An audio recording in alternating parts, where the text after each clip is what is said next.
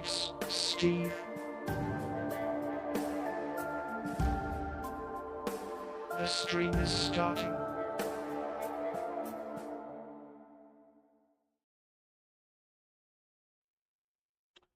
Hello everyone, and welcome to another cool Funtime Hangout stream.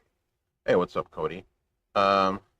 Just a heads up, the internet is running like greasy asshole right now, and I don't know why. Um, it seems like it's getting better, but I was having a lot of trouble there for a bit. So if you've never seen one of these before, and I know a lot of people watch these afterward, so what we do is we watch stuff on YouTube and we talk about things and we laugh and we make fun of shit. Um, it's not supposed to be bad weather until later. I don't know, man. I don't know what's going on.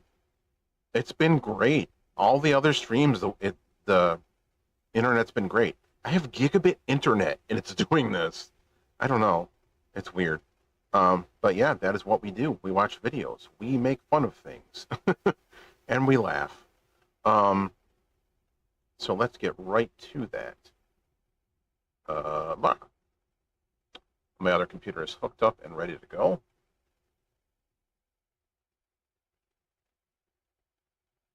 Yeah, that's probably what it is. I have a bunch of stuff prepared.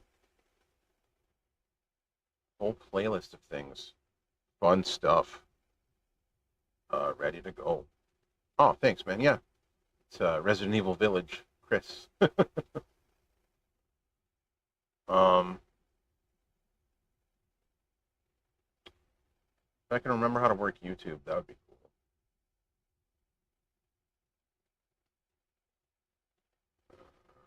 I'm dumb. Hold on.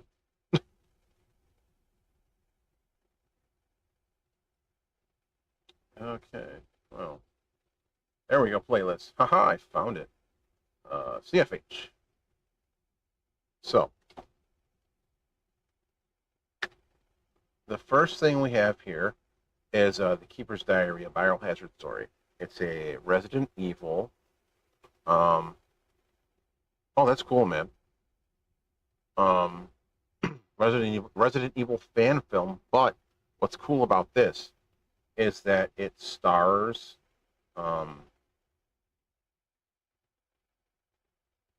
what is it? Chris, the original Chris Redfield, um, and other people from the first game, like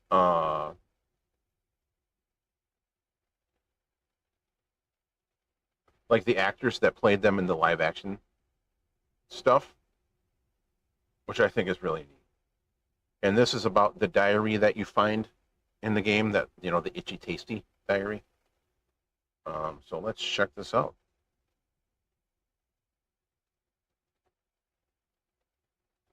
Hopefully it's decent. Hopefully we can hear it.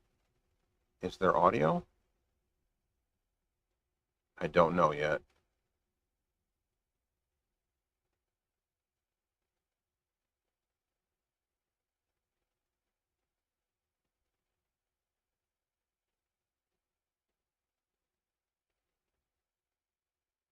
Okay, hold on. I don't think so. The thing is, they had trouble for a long time tracking any of them down. Let me make sure my volume's on and stuff. Oh, wait a minute. Oh, that's the wrong output. That's why. This one? I think it's this one. Hold on.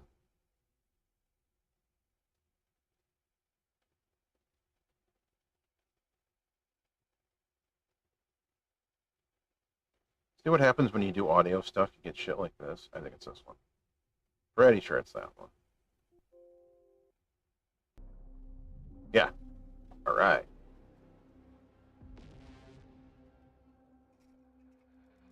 Yeah, no shit, dude. That would be cool.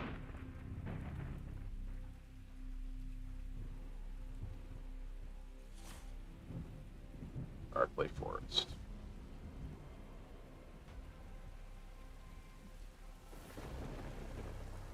It's the mansion, but in real life.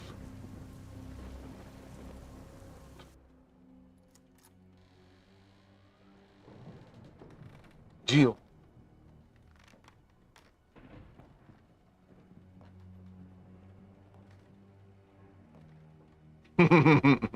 Oh yeah, it's great. That's not even their voices either. It was overdubbed.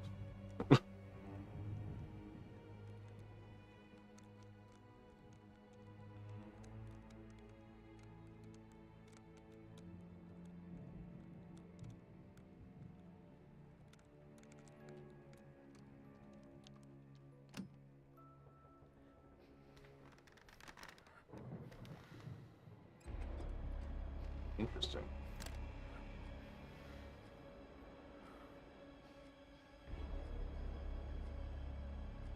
Uh,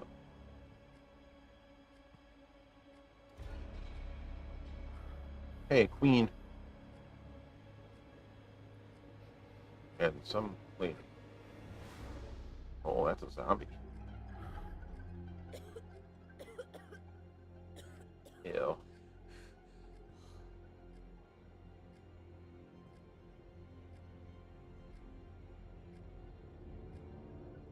That's a typo.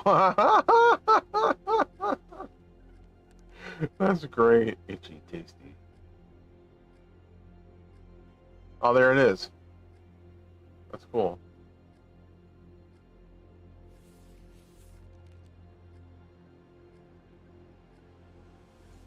May 9th, 1998. Played poker tonight Turn with this up a little Scott bit. and Elias from security. Where's the... Hold on. Jesus. Why can't I get to the volume thing while it's playing? There. Hopefully that's better.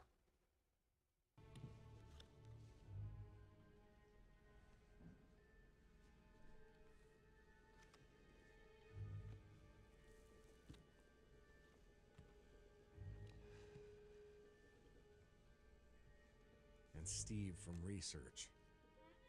Hey, it's me.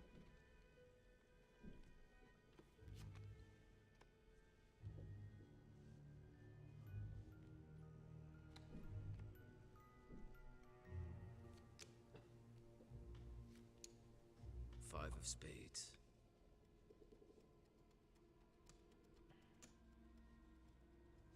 I check. I jack. Oh.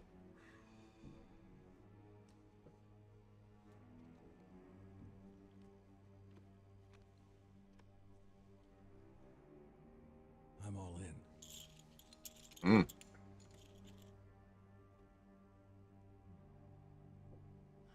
I fold.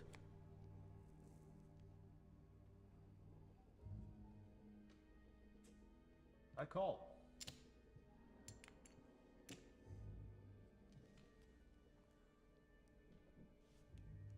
All in. What you got? Pair of fives. That's it? Full house. Queens over aces. Damn. It's four aces. No way. Hey, Ooh. what can I say? Steve was the big winner. But I think he was cheating. Sorry. Scumbag. Oh. May 10th, 1998. One of the higher-ups assigned me to take care of a new creature. Commence with the procedure.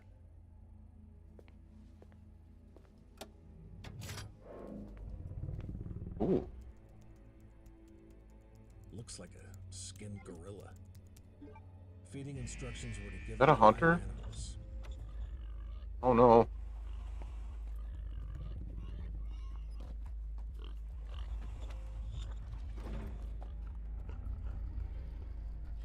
Ah, stop dropping frames, bitch. I'm gonna kill you. kill my internet. That's a hunter.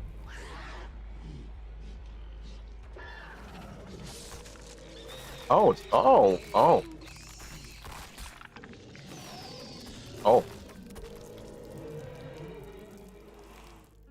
When I threw in a pig, Ew. the creature seemed to play with it, tearing off the pig's legs and pulling out the guts before it actually started eating. Ew. Good. Very good. Seal it off. God damn.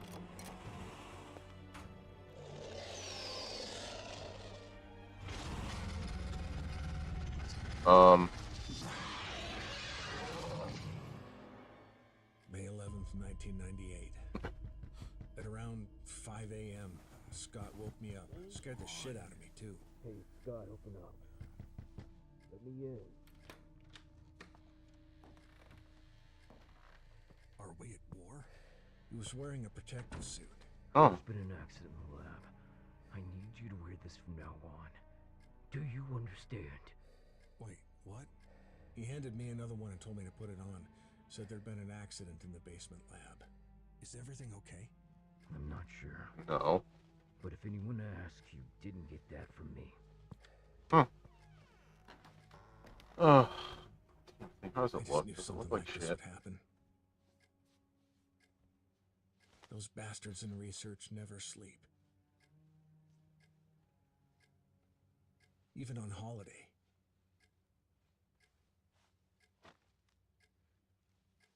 May 12th, 1998. I've been wearing the damn spacesuit since yesterday. My skin's getting grimy and it feels itchy all Oh. over. Uh-oh.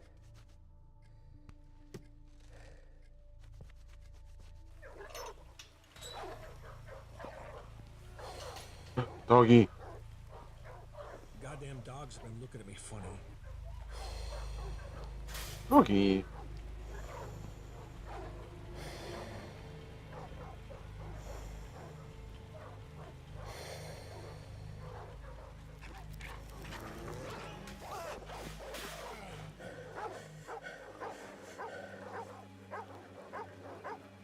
Aw. That's before they got So I all decided messed not to up. feed him today. Screw him.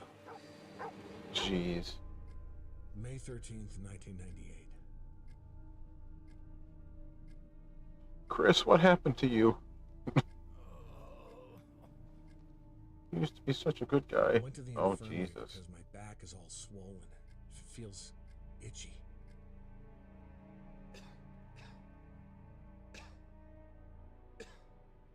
Looks like scarring. Yeah. Put a big bandage on it and told me I didn't need to wear the suit anymore. If you keep scratching it, it's gonna keep getting worse. Give it some time. No.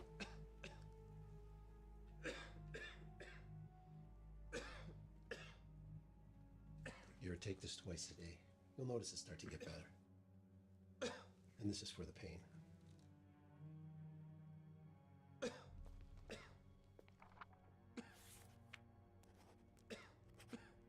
Oh, hey. Cool. How quick you're in Salisbury. That's awesome. They're from the games. All I want to do is sleep. May 14th, 1998.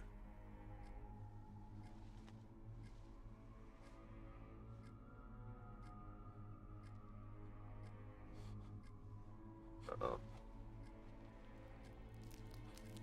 Ah!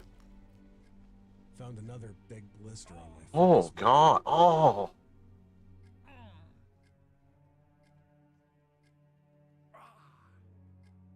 Oh, yeah. That's so annoying. For real.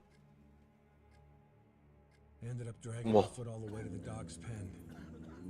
They were quiet all day, which is weird. Then I realized some of them had escaped. Maybe this is their way of getting back at me for Uh-oh. not feeding them the last 3 days. I don't know. If anybody finds out, I'll have my head handed to me. Yeah.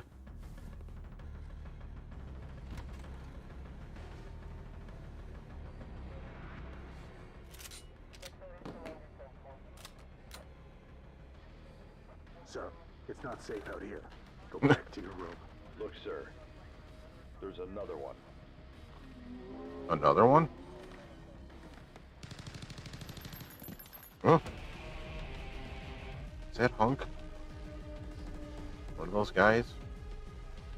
No.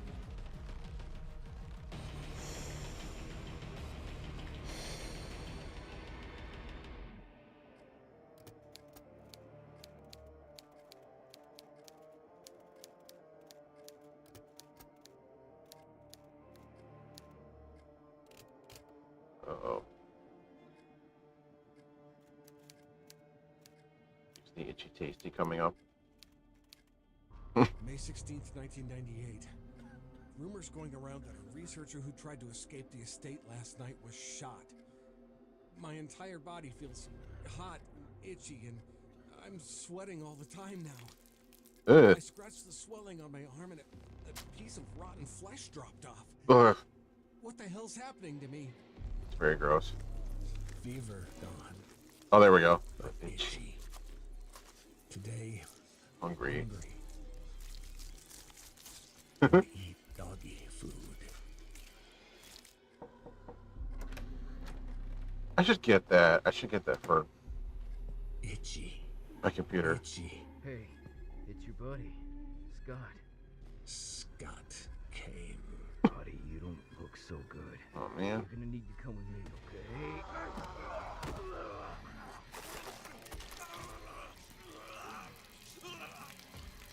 Ugly. Yeah, I know. So killed him.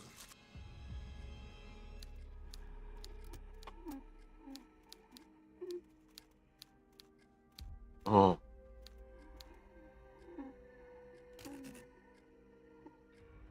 Gee, tasty. That's cool. Poor bastard. Stop dropping frames. That's so annoying. Yeah. Careful, you don't get itchy tasted.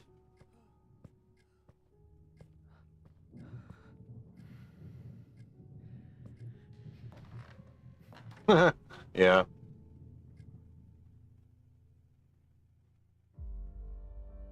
Nice. That was cool. That was really cool. What the hell? There's more?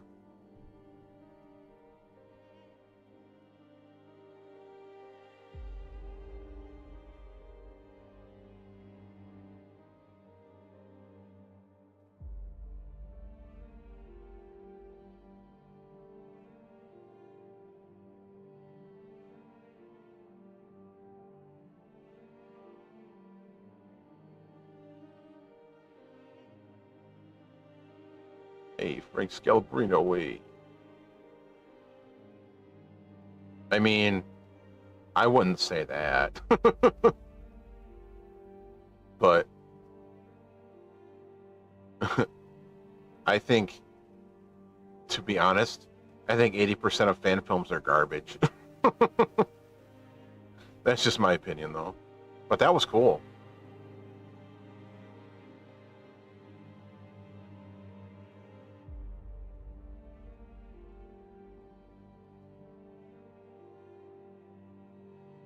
See, video games are different, though.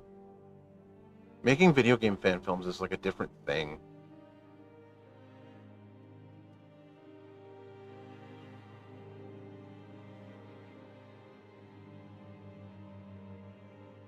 Oh. Neat.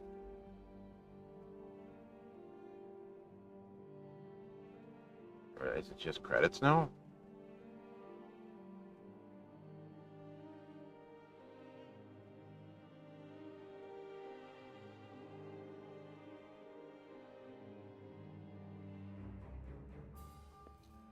Oh, okay.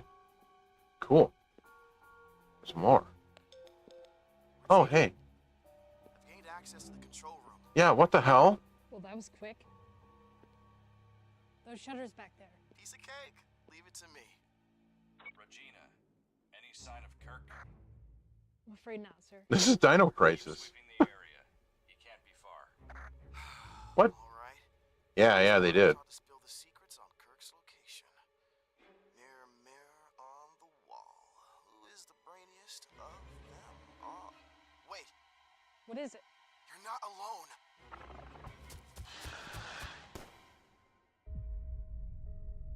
Third Energy. Oh my god, they're making a Dino Crisis fan film? That's cool. That game sucks. uh.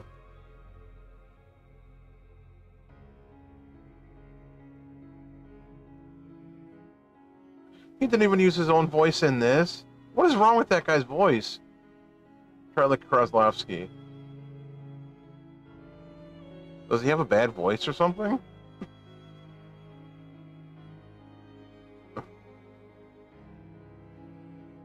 Oh man, I played it recently. I did not like it. I expected an experience similar to like old school RE. It is not. Not at all. It's got several annoying flaws, and I did not enjoy it. I accidentally got the best ending though, which was really cool. So I never have to play it again.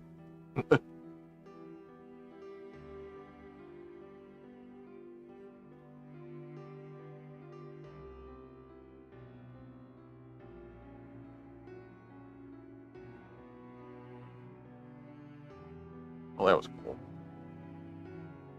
Nice. That's really cool.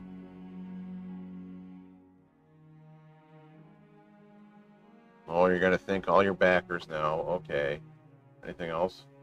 Oh, wait. Oh, whoa, whoa, whoa, whoa, whoa. There's more. There's more.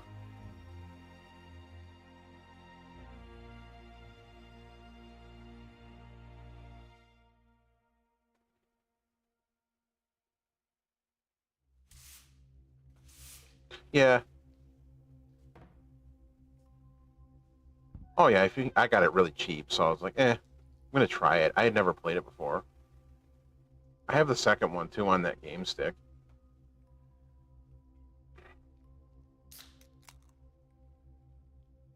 What the hell? Is this the guy who... Yep. This is the guy who cleans the cages and stuff. That's funny. I like that.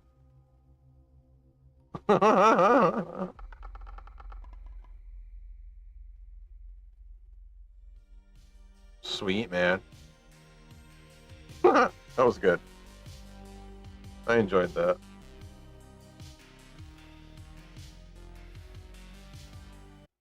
Okay, what do we have next? I don't even know. Oh, yeah. Next is the a short film called The Limb Fairy. It's a little short comedy film.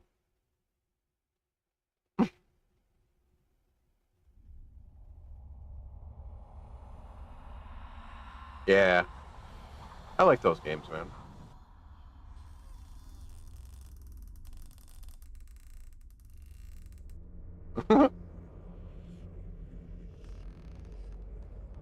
What the hell?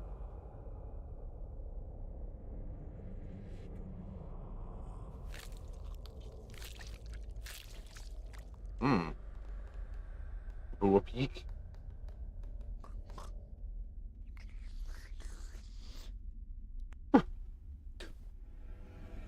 Oh, hey.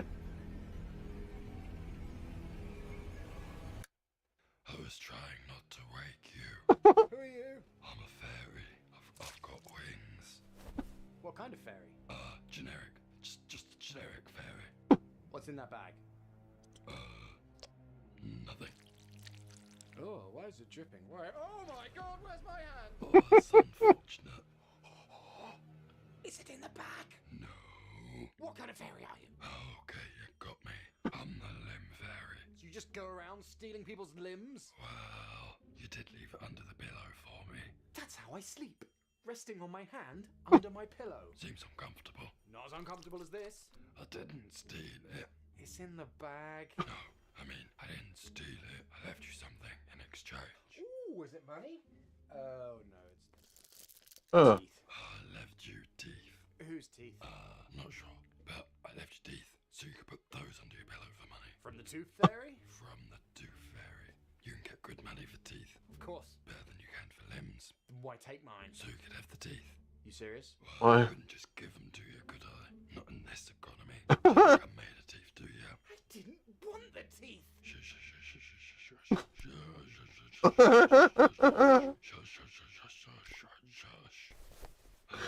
you're so upset?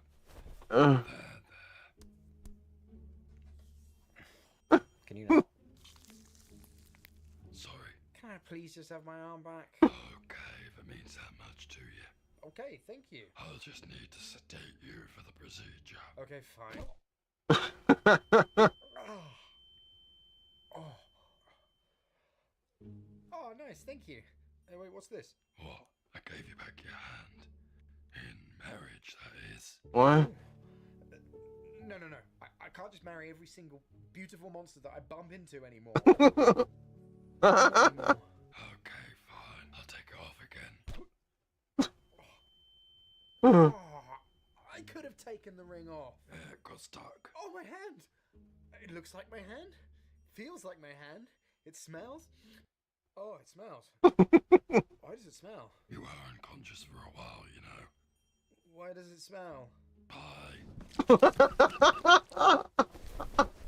Why does it smell? Oh no! Okay, Patreon Paul here with another That was good. wrap. Okay, so thank you to Donald, Jonathan Moody, Hamka, Bill, Anything else? Let's see. TG, JHG, Dylan Porter. Lemon. No, that was cool. Okay, oh, the weapons trailer. Yeah, I have not checked this out yet. This is a little short teaser trailer. I was told that the other trailers give away way too much, so yeah. Weapons.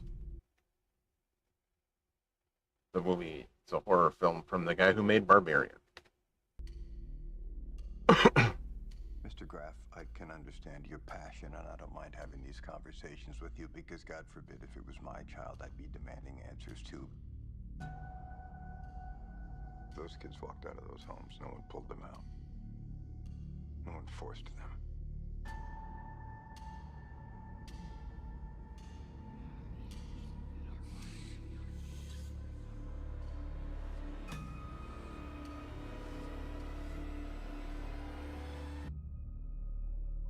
What do you see that I don't? Okay. All right. Oh yeah, Predator Badlands teaser. I haven't watched this either. So let's check it out. Shit. I didn't think you survived.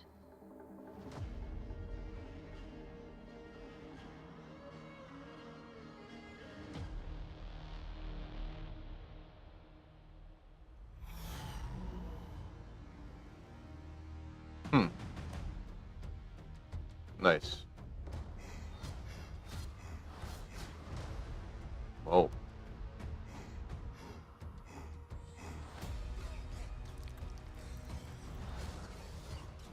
Oh, shit. It was. You're hunting something that can't be killed.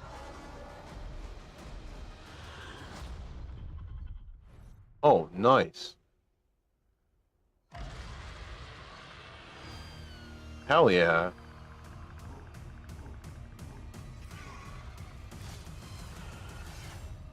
Ooh. Ooh. What is this? Oh, Better the Devil You Know. Psychological horror short film. Okay. Yeah. Coarse language, blah, blah, blah, whatever. Who cares?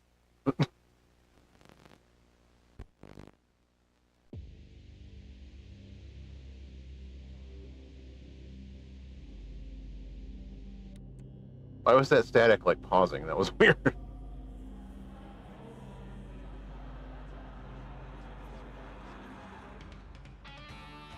Better the Devil You Know. Okay.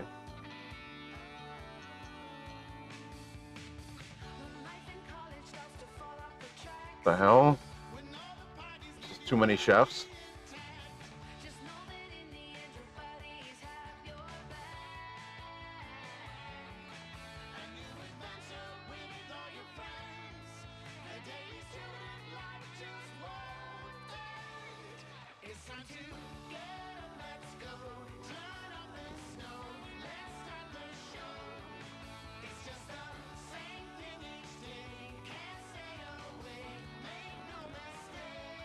Kick me.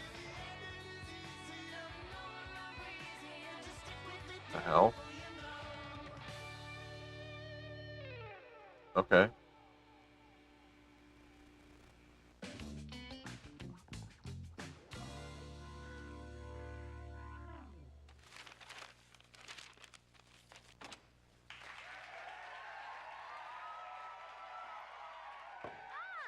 There's my straight A student. Oh, deja vu. Well, you look like you just got back from the trenches of war. Who says I didn't? Well, who won? The U.S. education system, that's who. I pulled an Oh, all-nighter studying for this algebra final to find out that It was a grammar test all along? Exactly. I studied for the wrong dang test. How'd you know? Sweetie, we're in the same class. Oh, that must have slipped my mind. Plus, you Oh. weren't exactly sly fiddling with a calculator the whole time for an English test. You know the teacher noticed? I told her I was just adding up the words to make sure it made the word limit. What the hell? At least our date night tonight and wake up for it. I'll be sure to dress better than this. Oh, yeah. What y'all speaking of? Hey, Jackson! I like your party hat. I see you're looking joyful as ever. And do you know why that could be, Mr. Brady? Beats me. Let me give you a hint.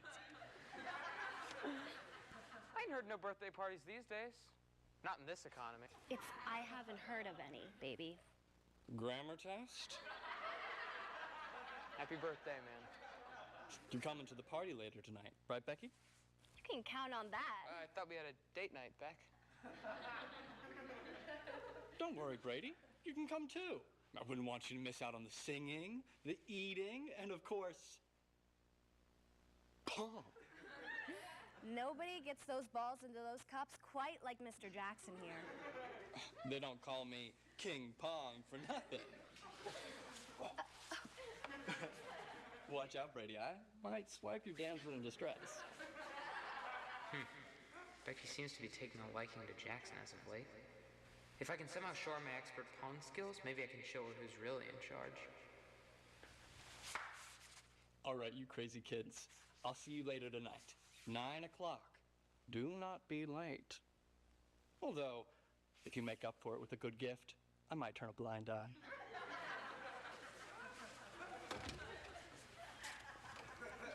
So, you excited for the party? Yeah. You all right, Braid? Well, I'm just worried I might hurt Jackson's feelings when I crush him at Pong. Well, if it's anything like you do in school, I'll be expecting you to bring your F game rather than your A game. Oh, would you look at the time? We better be heading over.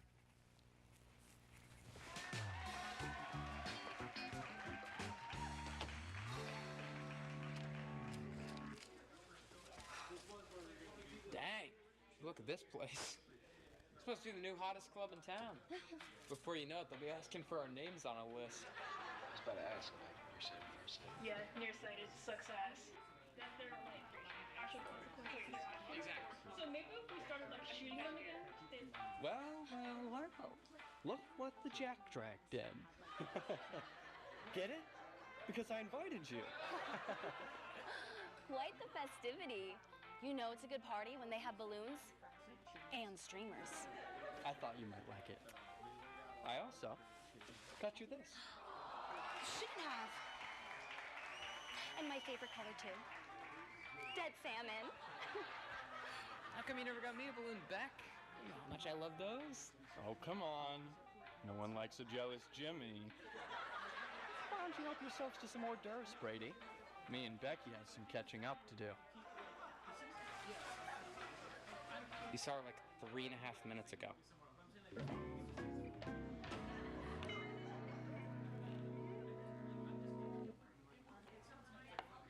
It's just that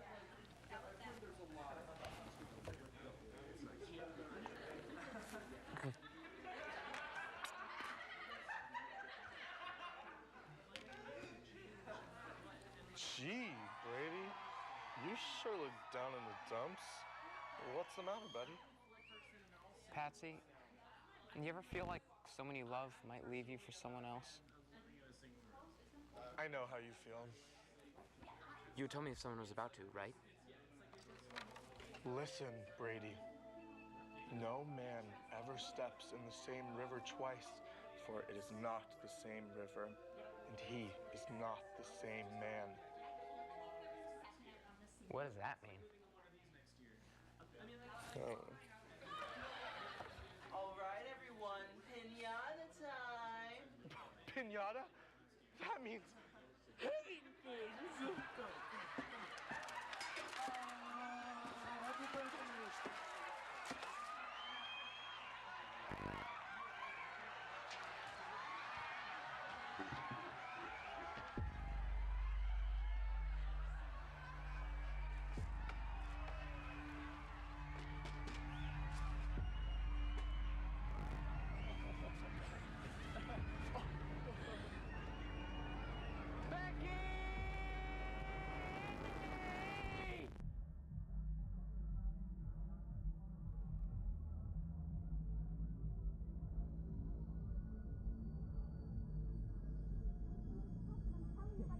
Fucking psychologically sick.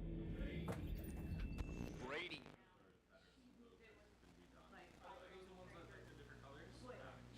You ready to get your keister kicked by yours truly in some Pong? You know it.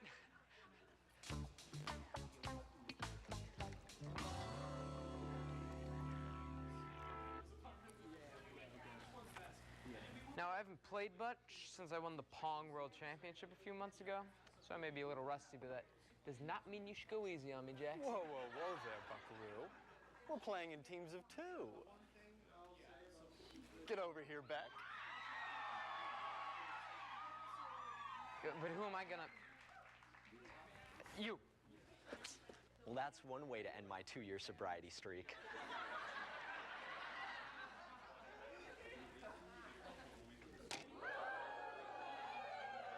Not too shabby, Mr. Championship.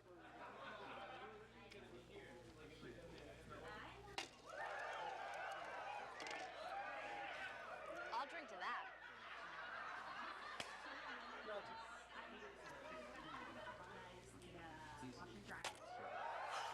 Becky, you son of a gun.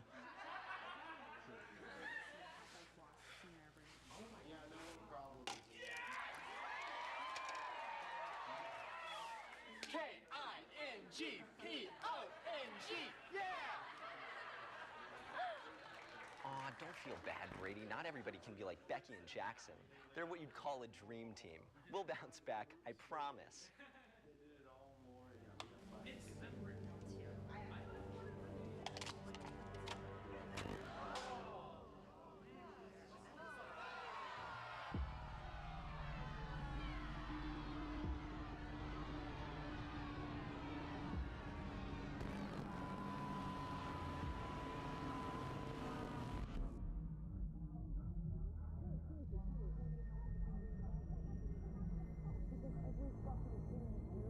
Not Brady. I did not. Bullshit! You couldn't make it any more obvious if you tried. You don't think I see the way you fucking look at him? Maybe stop being concerned with how I treat people and more concerned with how you treat your own girlfriend. Brady, how about you listen to what I'm telling you? Oh, yeah, perfect.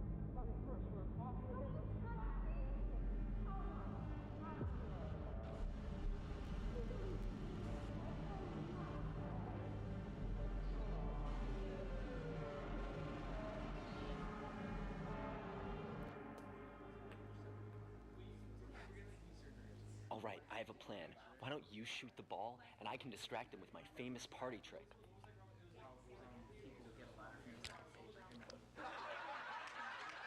What the fuck has happened? You all right? You can't pass out now. How else am I going to steam your breeches at this game? You know what? I'm having so much fun, my little Brady bladder just can't take it. I'll be in the bathroom if anyone needs me. Here, take my spot. Well, I'll have what he's having.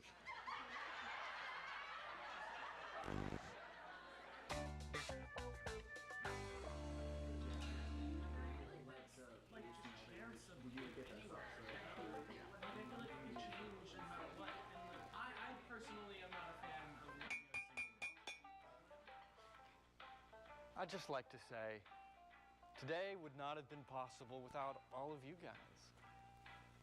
Especially without my parents. Thanks for having me, you guys. Hey, Brady, you want to get a knife to cut the cake?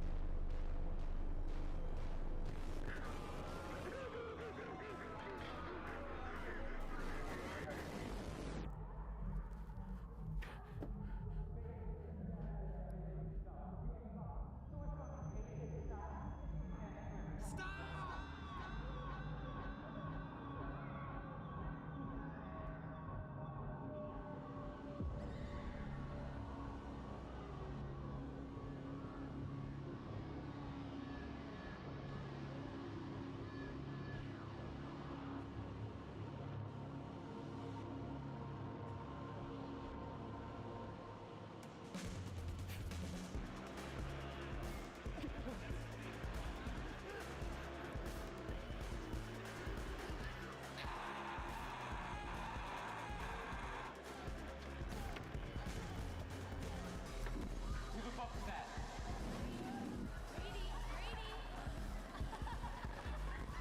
Stop laughing at me. Where is this even coming from?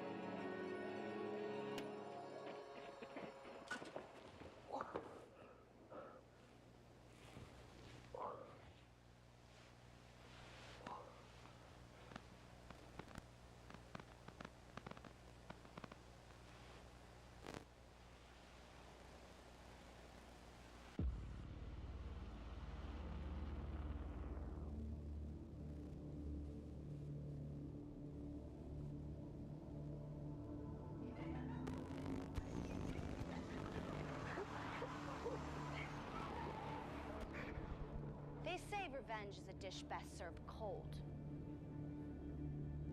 But personally, I like my meals right out of the oven. Why are you doing this, Becky? Becky, this isn't you. Honey, this is me. As much as this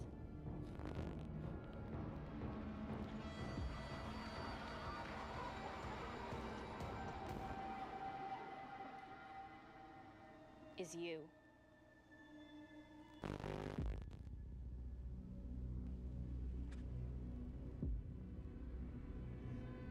This is my world now.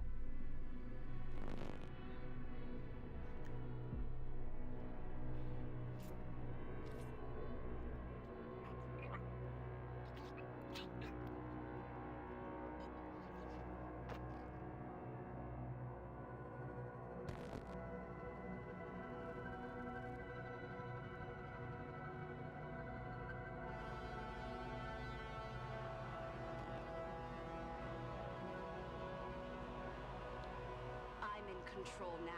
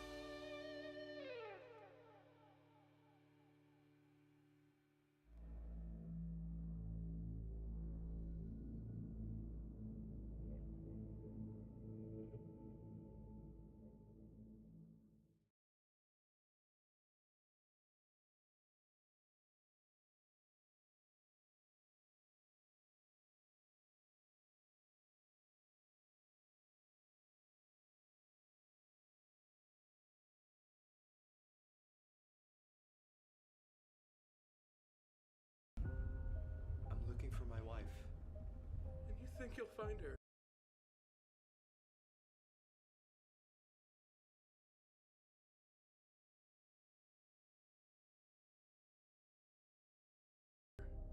Here. You look like you've seen a ghost. Silent Hill pulled me in, even when I felt I should run.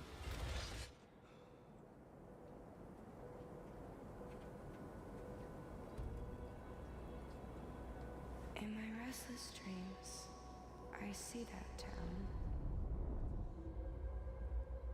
Silent Hill.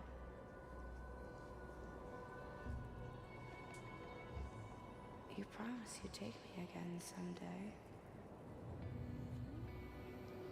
But you never did. Well, I'm alone there now in our special place. Waiting for you.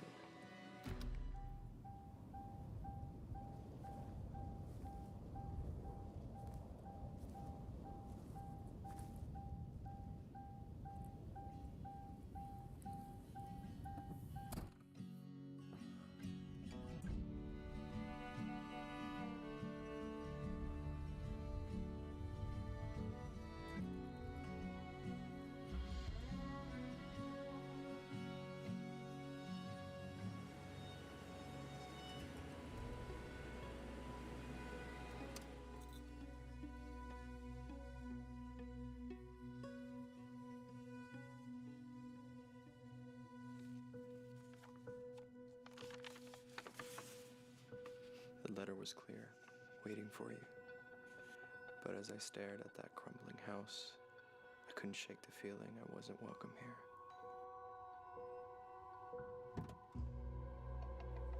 Silent Hill pulled me in, even when I felt I should run.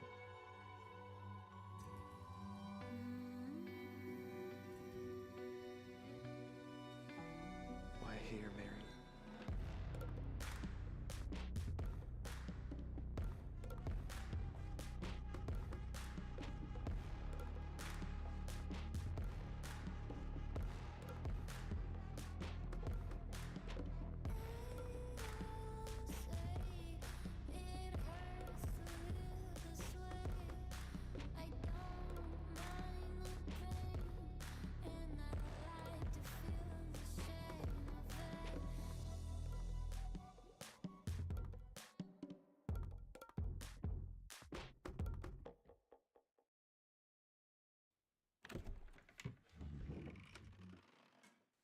The walls inside were close, like those of a coffin.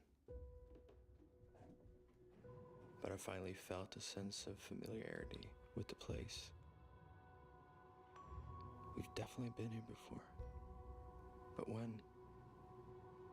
Nothing seemed to make sense here.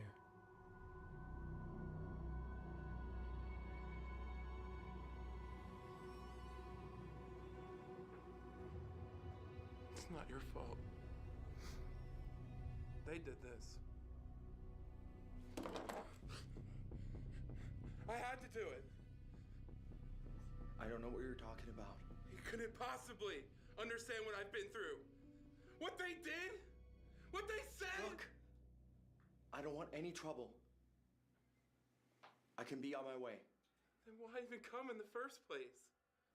I'm looking for my wife. And you think you'll find her? Here. I haven't found a dead end yet, as far as I can remember. Well, maybe you can't remember it all. What's your name? Eddie.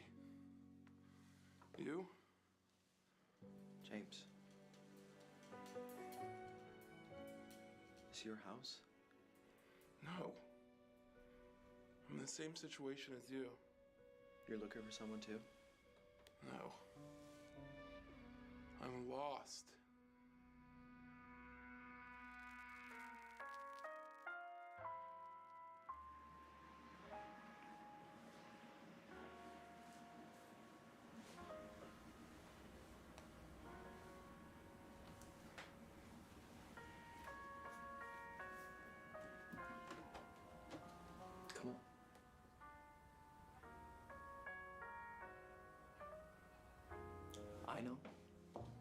done this since our wedding night. Well, that's because you haven't asked.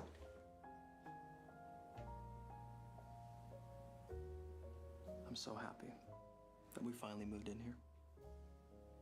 Can't wait to put our own touches on the place. I mean, I'm just surprised you haven't stepped on my feet yet. There's still time.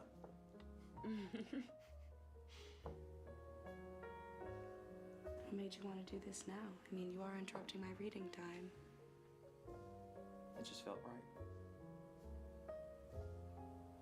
I think so too.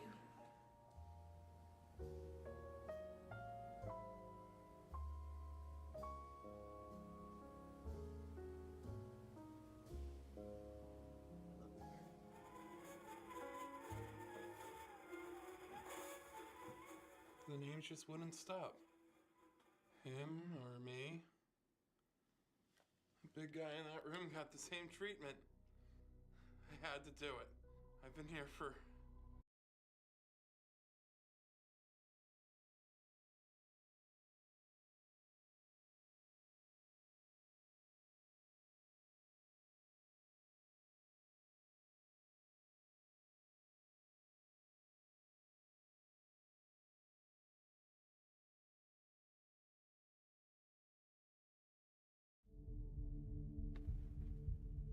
What the hell just happened? Echo Hunter?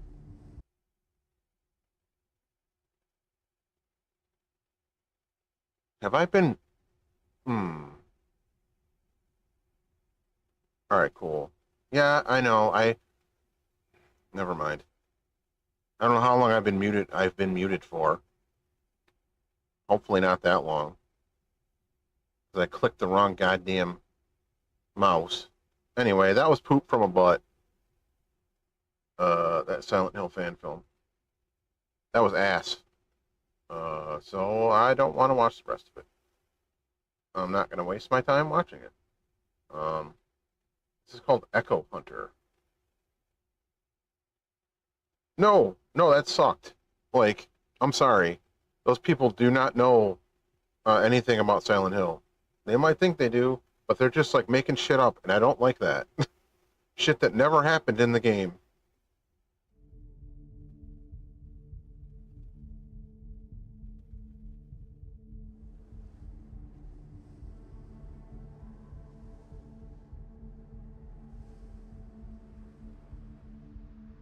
Like, the characters would not act like that.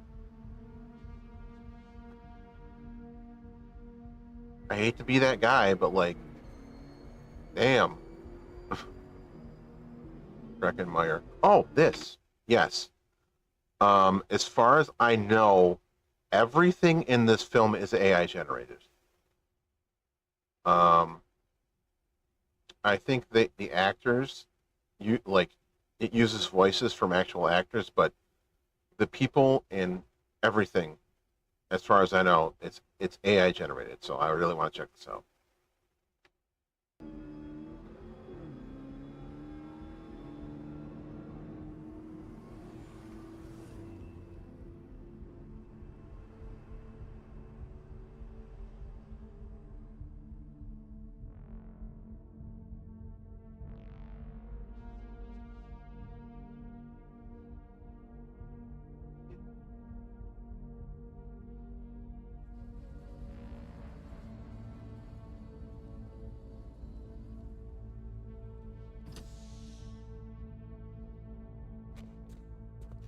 That actor playing James was way too young too, and that was bugging me. That was really bugging me.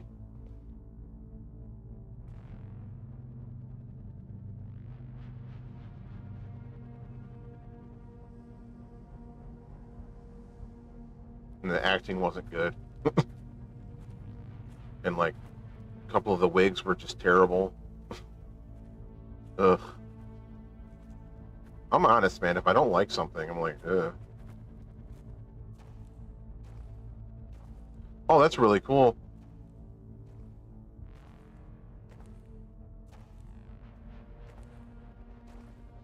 Oh, wait.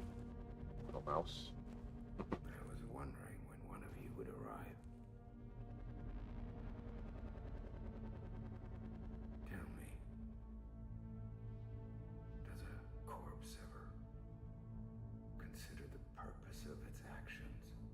I'm not here for games, Raymond. I doubt this was part of his design. I'm only gonna ask once. It's time to go. Where's that mom staying there? I'm not getting into that Hold on. box of yours. Then that leaves us one option. Eh? You'll have to keep my organs intact. Can't have my original getting buyer's remorse. Your original's dead, Raymond. Wait, what?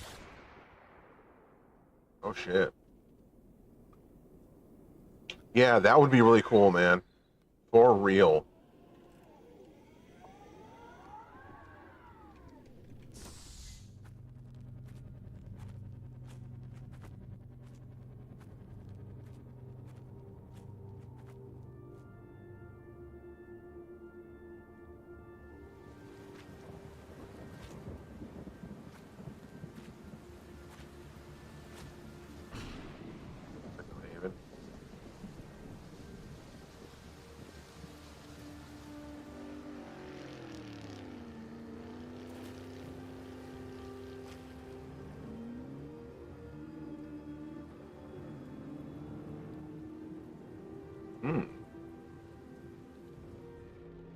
There is no grand design, only existence. But the Echoes, they chose their design, living in the shadow of their originals. At least they know why they exist, while the rest of us rot. The Echoes who don't run are gifted comfort, indulge long enough to keep them docile, content, until they are needed. In the end, it's always the same. Echo return. They run and they die. Oh, it's like Blade Runner. Of a bad choice.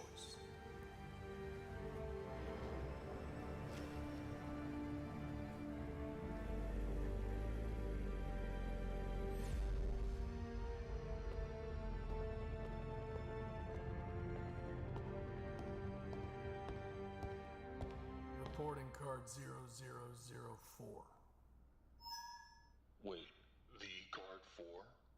You'll find the cerebral cortex is undamaged. Garrick! That card was capture only. Situation didn't allow it. You just sunk 7 years of work. The one organ we needed is still intact. Let me be clear, you reanimated piece of garbage. You hunt the way we tell you to hunt, and you box product the way we tell you to box it. I swear, ever since your last partner, I am getting tired of dealing with this, Garrick. What was the picture count for card 4? 12 pictures. It was 15 pictures. Bounty was raised. Perfect. Make it 3. Next time, you're getting a partner. See what you can salvage. Interesting.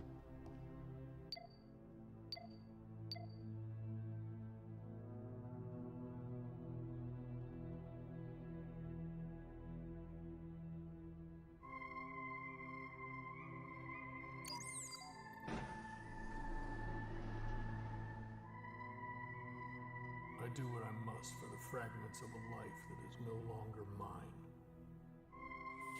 I was gonna say, does this dude have a face? But it's that, or return to the darkness. Better to feel a part of someone than a whole of no one. Sequencing 3 new pictures. Huh?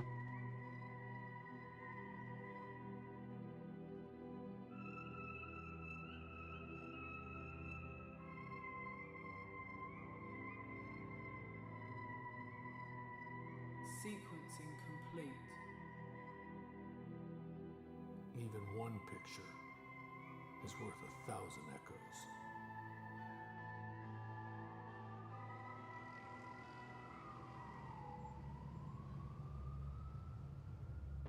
Okay.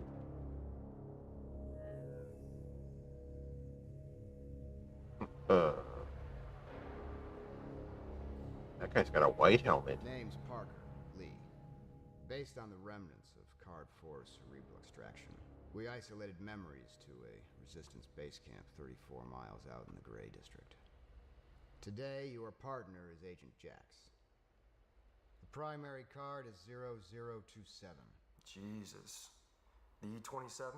Expect multiple echoes with her. She must be brought in alive. A white helmet and a black helmet. Is he the bad guy? And the payout? 30 pictures with 48 hours of decompression time. But gentlemen, if she is terminated in the extraction, all those pictures you've stored, consider them deleted. Hmm.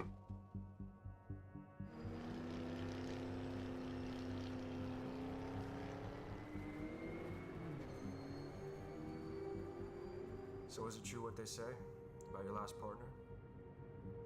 What was her name again? You know, I always wondered if the rumors were true. And she went AWOL. Yeah, you're right. And popped her. Most likely. You know, if they did, I'm surprised they didn't tell us. It's always a good reminder for them. Go against the department and dunzo. First day on the job, I had a old vet like yourself showing me the ropes. And poor bastard was addicted to those pictures. He needed to remember. He needed to see his face. They popped him within seconds of that mask coming off. Hmm. I don't even think he saw his own reflection. The pictures.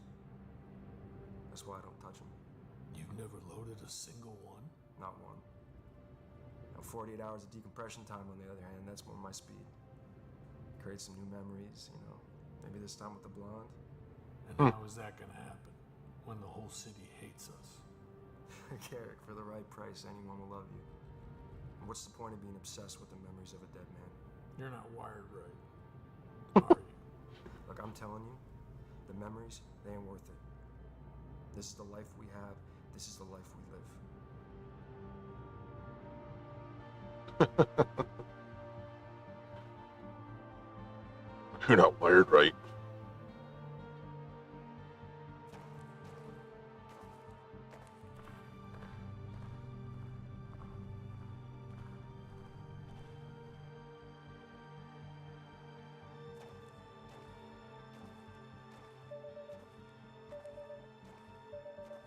I'm not gonna read on the card.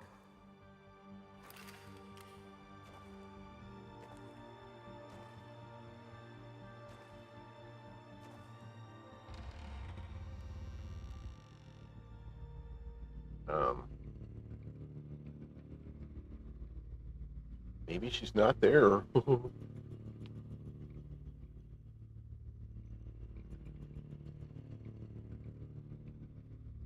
What the hell?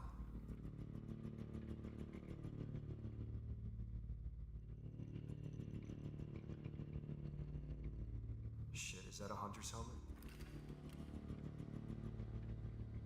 What the? Yeah.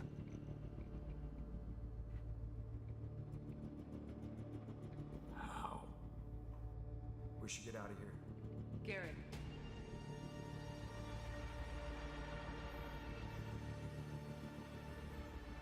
It's been too long. Sloan? How? How is this possible? I know there's a lot to explain, but we don't have much time. I need you to know I'm not a threat to either of you. We're here to help. To set you free. Jesus, this bitch is full of shit. You know my voice, Garrick. It's me. Just hear me out. Our last job, before you vanished, we were outside the Civic Tower. What did I ask you? I wonder what you look like without a mask. Holster your weapon. Are you kidding me? This is clearly a trap. Just do it. You implanted a fake memory in the card. Raymond. And he sacrificed himself to get you guys here. Listen, we know how to deactivate your kill switch and remove the memory repressor. You can remember who you really are. Who you were before all of this. Garrick. My real name isn't Sloan. It's Kara. We have a plan, but we need help. We can't do this without you. Haven't heard this plea before. Look, bitch, Where's card 27? I know a worthless echo when I see one. You weren't no damn echo hunter. The memories that you're chasing, Garrick, they will show you the truth. You can finally see her clearly. You can finally see your wife's face. Oh. I'm done listening to that bitch yap. I'm not gonna let you screw this up, Garrick. What have you done? Oh yeah, for sure, man. Multiple echoes in the room. Card is here. Call the box, Garrick. Call the box. Remember.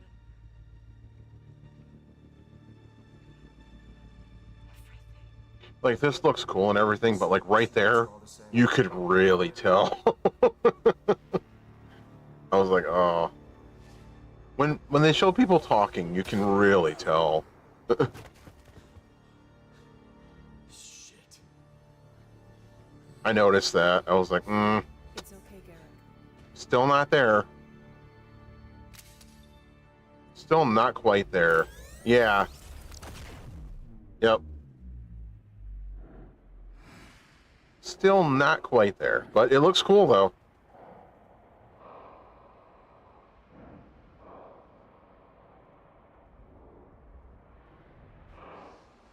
We're not going to have time to remove his memory repressor.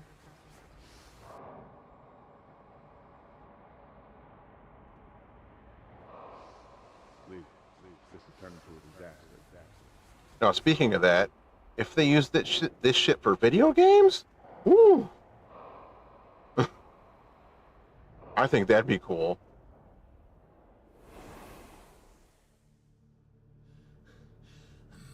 Easy. Easy now. What did you shoot me with? Isolated EMP gun. It fries the kill chip in your brain.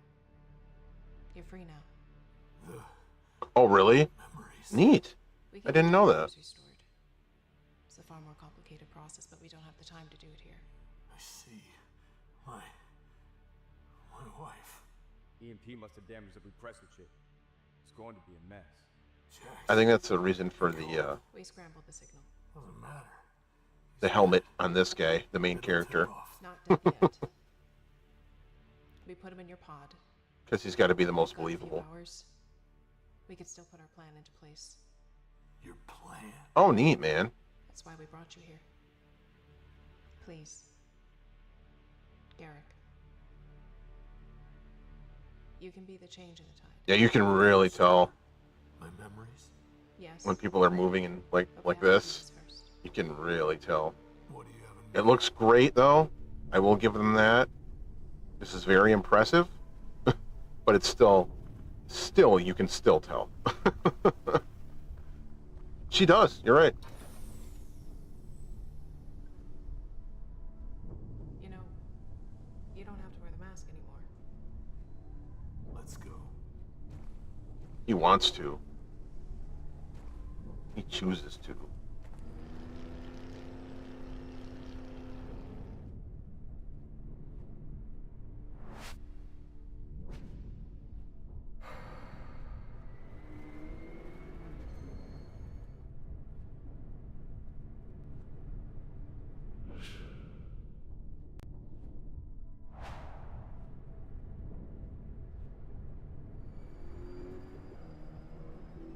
I mean, the car looks cool.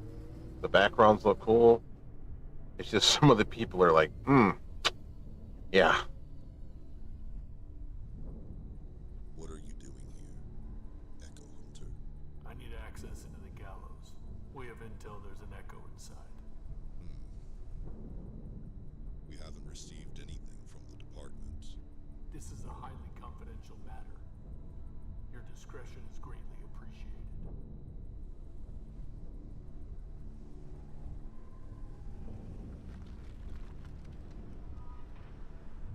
That gate looked a little weird too when it opened. Just a little off. Yes, it is. You're right.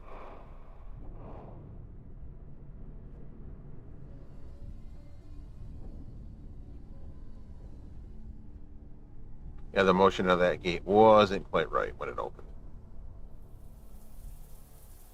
But, you know. overall, this is very neat.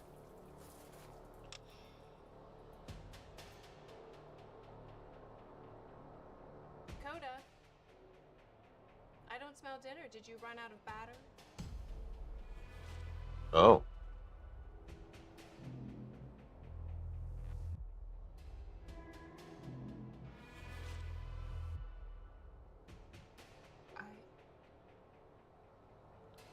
I'm so sorry. I'm sure you are. How does it feel to see your consequences from the other side? No. No, you're wrong. Oh. I have regretted that decision every day. I never intended to do. You made your choice. Shit.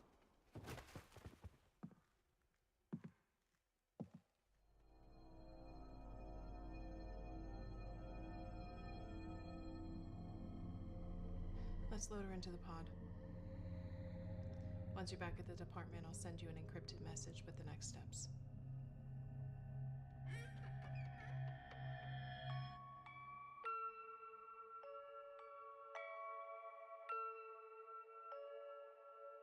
Yeah.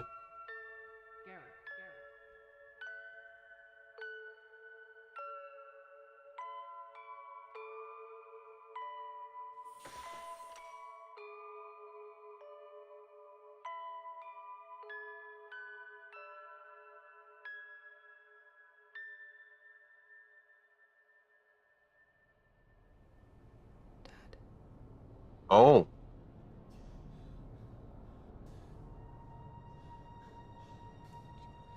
Oh. Shit. Dad, Welcome back. I'm so sorry. I didn't know. This is Echo Hunter. This is the first short film that is completely 100% AI generated. The actors' voices are the only thing that's real. They use actual actors, but like the characters and everything, the backgrounds, everything is 100% AI. And there are some famous people involved in this too.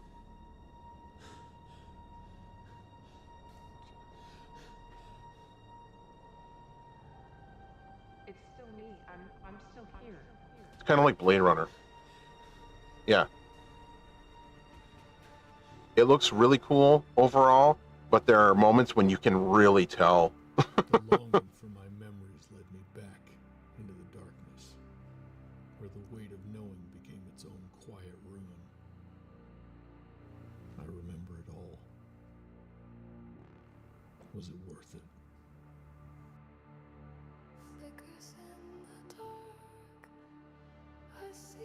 Wow. That was cool. Ooh, I like the these credits.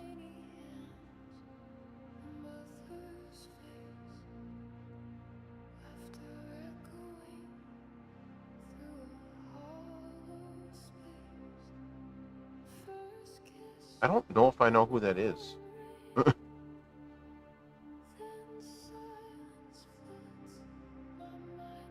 Yeah, Breckenmeyer. Who else was in this? Yes, it's neat. Taylor John Smith.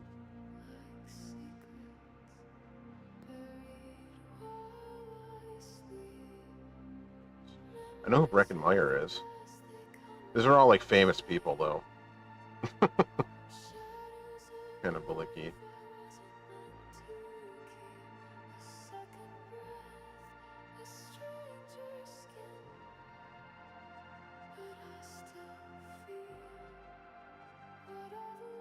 Oh, I hate the AI slop, dude. I really do. I really, really do. I've already seen a bunch of it.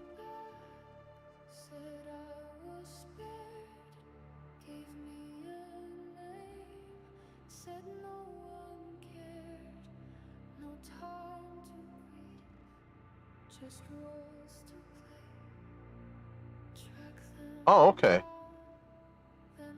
Yeah, see, I don't know a lot about GTA 5, but that's cool, man.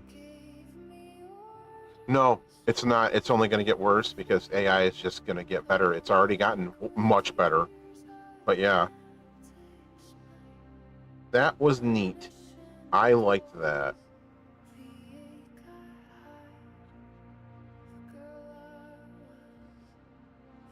Look, no crew credits. That's so crazy.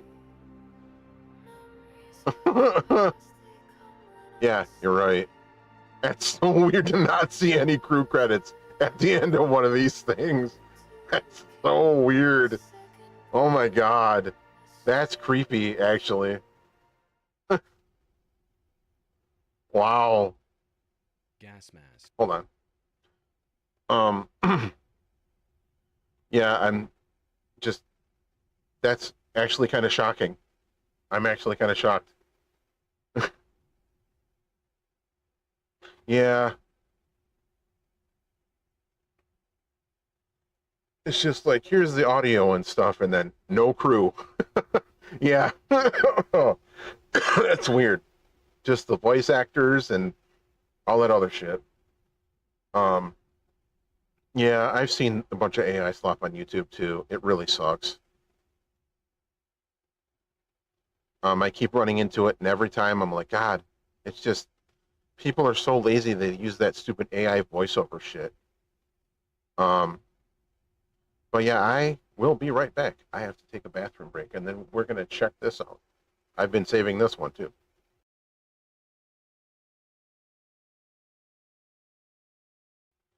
Why are none of my videos working? Hold on. I don't know what happened. I have to fix that one now too.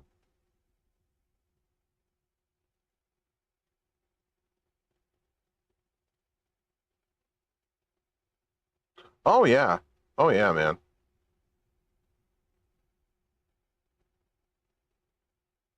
Me too.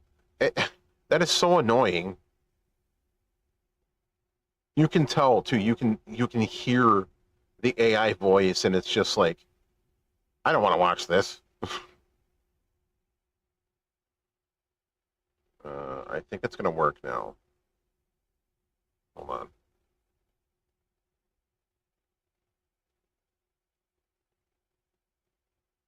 Mm-hmm. Mm-hmm. Oh yeah.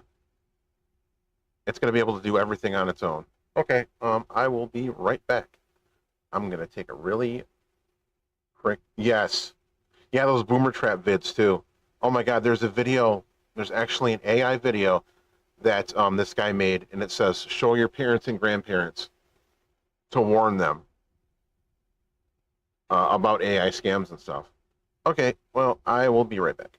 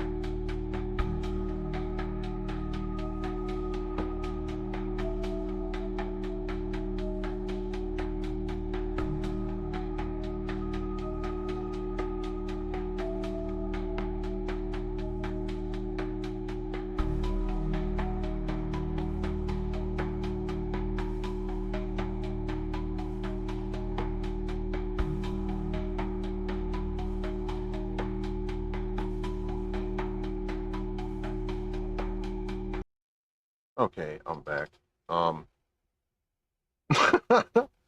Well, he is a genius as far as I'm concerned. So, all right, now let's check this out. Oh, yeah, another thing about the AI stuff. All of the slop vids tend to use that one weird like voice that kind of sounds like Morgan Freeman, but it's not. Not the good Morgan Freeman impression, the good Morgan Freeman AI voice, the like shitty one from TikTok. All right. On the 19th of September 2017, an anonymous 4chan user posted a picture of a gas mask, 2 bottles of vinegar, and a jug of bleach, captioned, "What the hell? "Want to test out this gas mask." While some brushed it off, Oh. thinking the OP was just messing around, a few showed genuine curiosity and egged on the OP to continue his experiment. Okay, post results if you live. However, this curiosity turned into concern when the OP returned with an update 20 minutes later, stating, "What could go wrong? We'll report." Alongside this, he posted a picture of the vinegar being poured into a mysterious yellow substance, which looked shockingly similar to concentrated chlorine gas. For those who don't know, chlorine gas is a deadly war chemical that was used by the German army during the First World War. More importantly, the only chemicals needed to synthesize this dangerous gas are bleach and vinegar, the exact materials OP had with him. The OP either didn't know about the gas or seriously underestimated its danger. Unfortunately, by the time he realized the gravity of his situation, it was already too late. Oh no. Just a few minutes later, he returned with a disturbing update. Oh no. It hurts. Might have to go to the hospital. This also included a picture that showed his arm developing blisters and turning an alarming shade of red. These symptoms matched perfectly with known signs of chlorine gas exposure, sparking immediate concern for the safety of OP and anyone in his vicinity. "You fool, that will burn your skin and soak into your surroundings. Legit question, please tell me you don't have an apartment/pets or roommates. Depending on your mixture, you just messed up big time. Let's say you made only 4 ounces of gas. That comes out to 29,962 parts per million. Yes. Concentrations of about 400 parts per million and above are generally fatal over 30 minutes, and at 1,000 parts per million and above, fatality ensues within only a few minutes. Dude, go vent yourself somewhere and literally bathe with a garden hose. You are going to melt otherwise. It acts on flesh, not just on breathing pathways. It melts flesh, which makes people drown in their own lungs. But your arms can get messed up too." While the other users were panicking, the OP made 2 other posts, each showing his arm in yeah, for real. "It's starting to peel and fall off. Still hurts." With his last reply simply stating, "Goodbye." After posting this update, the OP vanished from the thread, leading many to believe that he might have actually passed away due to this experiment gone wrong. Some even claimed the incident had taken the lives of several of his neighbors. However, despite extensive searching, I wasn't able to find any news reports mentioning such a gruesome incident. If something of this magnitude had actually happened, it would have definitely made headlines. More importantly, I couldn't find a single credible source confirming just the OP's death either. In other words, we don't know what happened to him after his last post. The lack of any news coverage could suggest that the OP may have survived the chlorine gas exposure, possibly after calling emergency services and being rushed to the hospital. But that's highly unlikely. Even in moderate concentration, chlorine gas can end someone's life in minutes. Yet, the OP kept posting about his worsening state for over 30 minutes after creating the deadly chemical. Which brings us to the other possibility, that this whole thing was completely fake from the beginning. To some viewers, the peeling skin on his arm looks suspiciously like makeup, or at most some well-done special effects. A now deleted user on Reddit even added a personal anecdote to back this theory, stating, "I have a face mask exfoliator that goes on wet and looks pretty much the same as Anon's skin in the first pic. Oh, It nice. peels off like the following pics. See how the skin is peeling off? Oh shit, look at that. Underneath.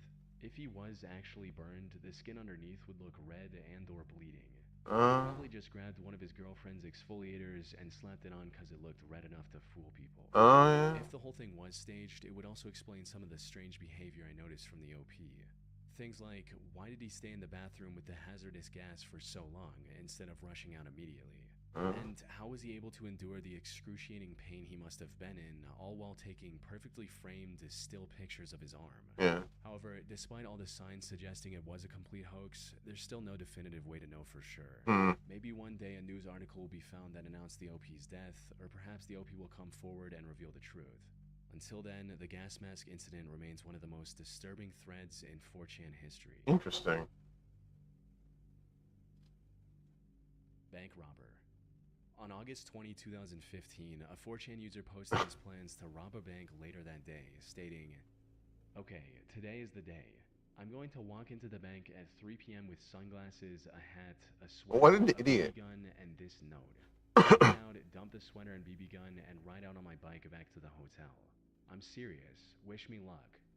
Alongside this was a picture of a handwritten note that he planned to hand over to the bank teller, stating things like, "I want $5,000, $150 bills only, and I have a gun in my jacket." However, threads like these aren't anything new on 4chan. More often than not, it's just some anonymous user who's bored, trolling, or desperate for attention. So, despite the OP's insistence on being serious about his plans, this one seemed no different. One user can recognize the OP from a previous thread where he talked about... Is that the one that from a long time ago that the trap from Saw It was based on? Is that what you're talking about? robbing the bank for $20,000 instead. To make matters worse, the OP didn't use a VPN before, allowing someone to trace his approximate location back to the accident. Yeah. By this point, most users saw the OP as nothing more than a clueless wannabe. However, while everyone was making fun of him, the OP did what no one expected. He followed through with his plans, setting off a manhunt that would last for weeks.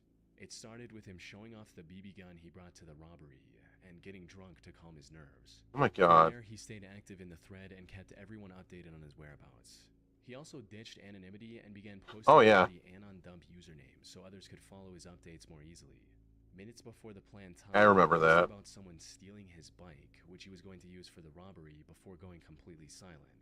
This led many to believe that the plan was cancelled, but around 25 minutes later, AnonDump returned with images of the money he stole, along with a detailed description of what he did and what he was doing next.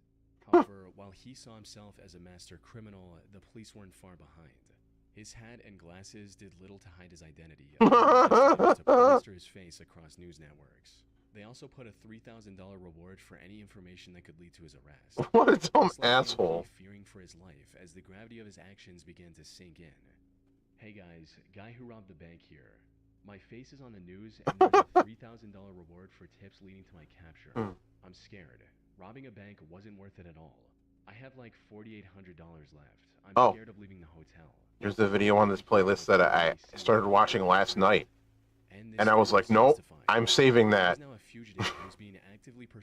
for the stream. I think we're going to watch that one next. BB gun on him, which looked like a real gun at first glance. If the officers barged into his hotel room and saw this The first guy in that video is even worse than this guy. Despite his growing fear, he continued updating 4chan about his whereabouts until the 21st Brony bank robber.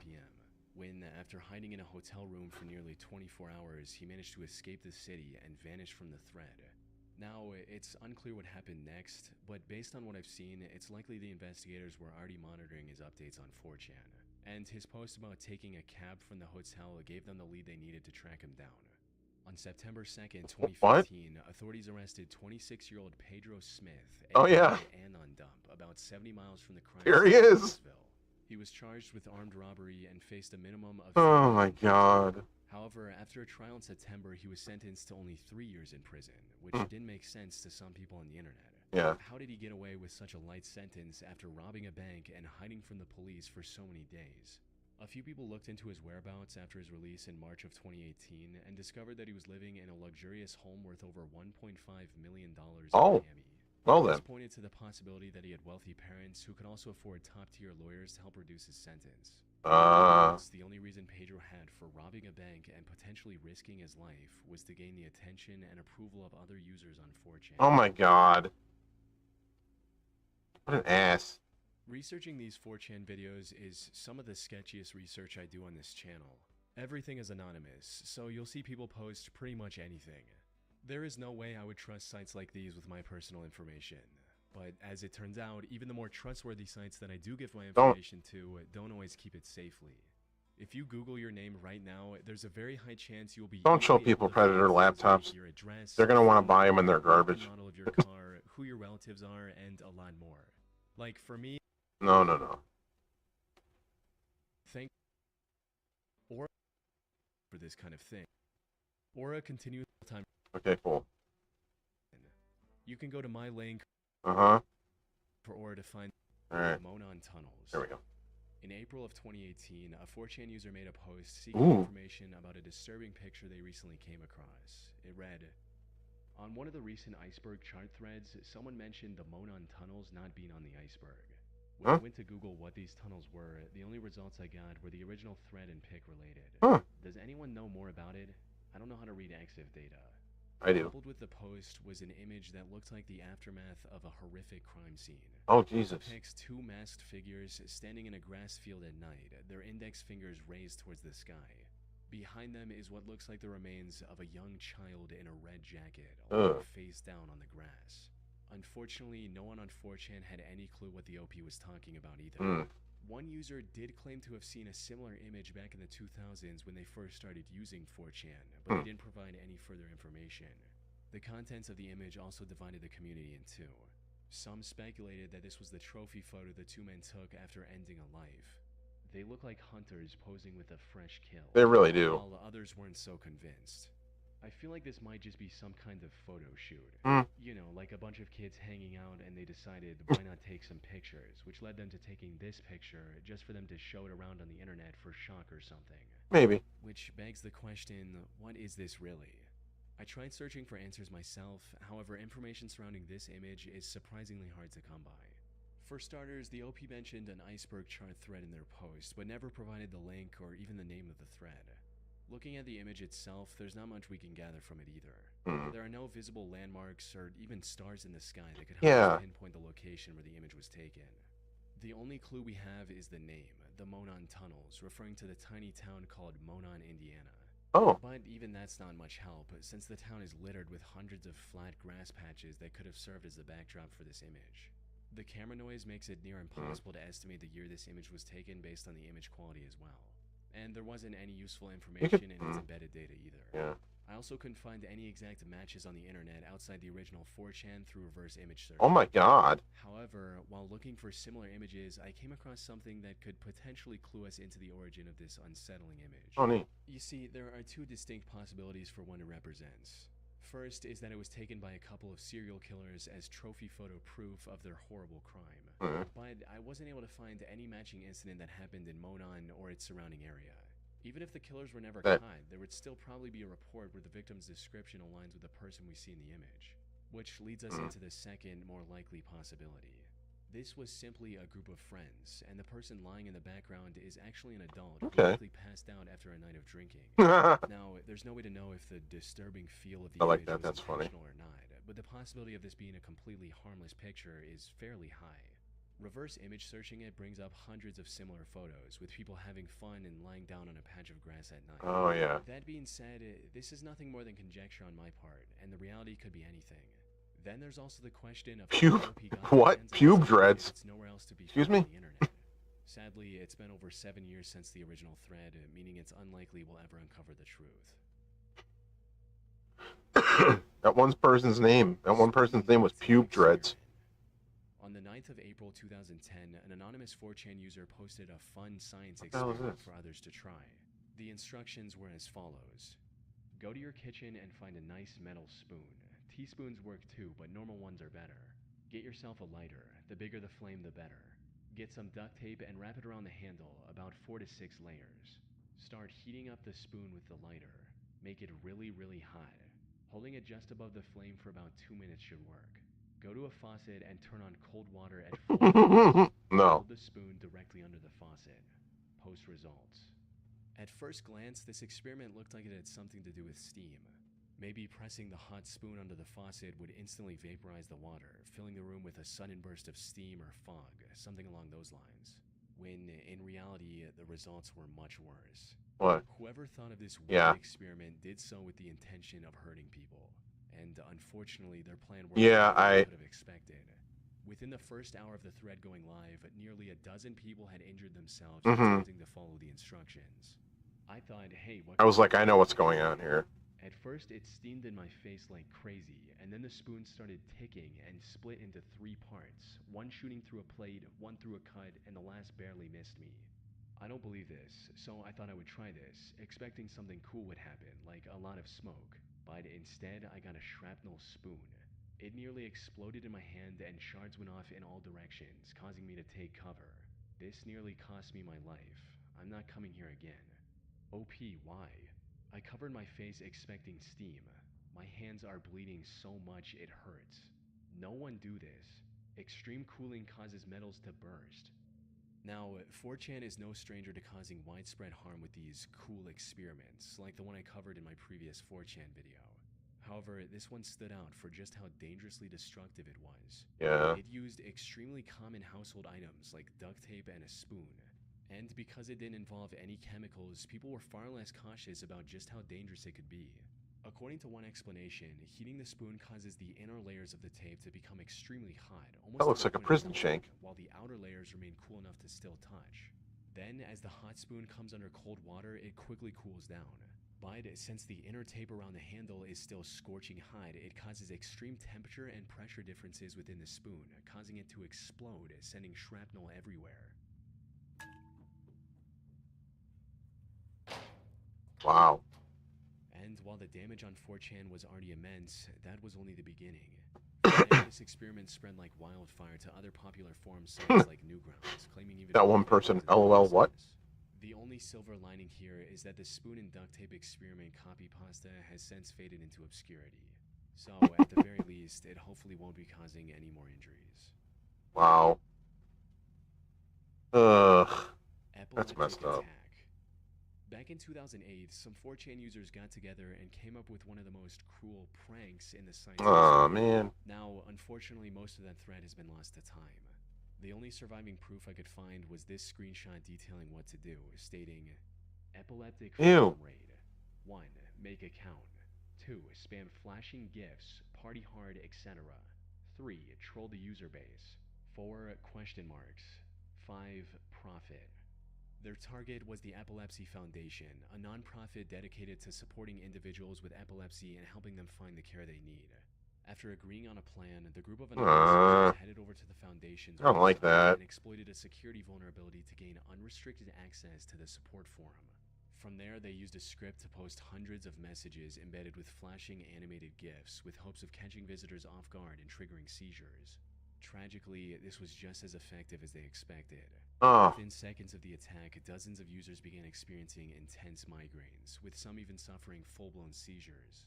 One of the site's visitors, 33-year-old Rianne Foltz, described her painful experience in a later interview, stating, "It was a spike of pain in my head, and the lockup that only happens with really bad ones. I don't think I've had a seizure like that in about Oh a my year." god. She was just one of many victims that were swept up in what can only be described as a truly evil Ugh. act. All the while, the 4chan attackers were celebrating their victory, laughing at the victim's pain, and calling the attack incredible and amazing. Fortunately, the Epilepsy Foundation's IT department managed to quickly take control of the situation before it escalated into a widespread crisis. And while I couldn't find any solid proof, a few sources suggest that the attack may have triggered an FBI investigation. Unfortunately, because of 4chan's anonymity, the people responsible for this horrible attack were never identified or held accountable. Goddamn. That's sad. That's really sad. The hell? Fans, then Oh, no, no, go away. No, no, no, no, no. Do not play this on my stream. WWE will kill me.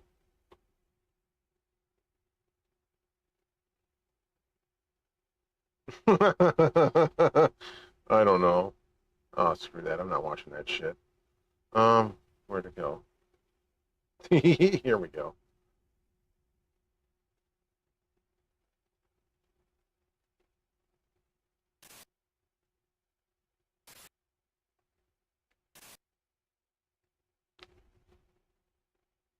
Oh, that sucks, man.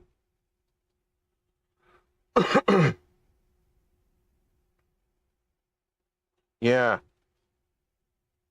They do not like when people play footage from their stuff on live streams and all that. They hate it. All right. While dumb criminals out there are a dime a dozen, it's hard to ignore that a lot of crimes are conducted. This is the video that I started watching last night, and I was like, nope, I'm saving that for stream. So badly that the average person can't fathom how they thought they would get away with Aw, it. that sucks, man. It's even more rare that a criminal is so monumentally stupid that psychologists actually study their thought process.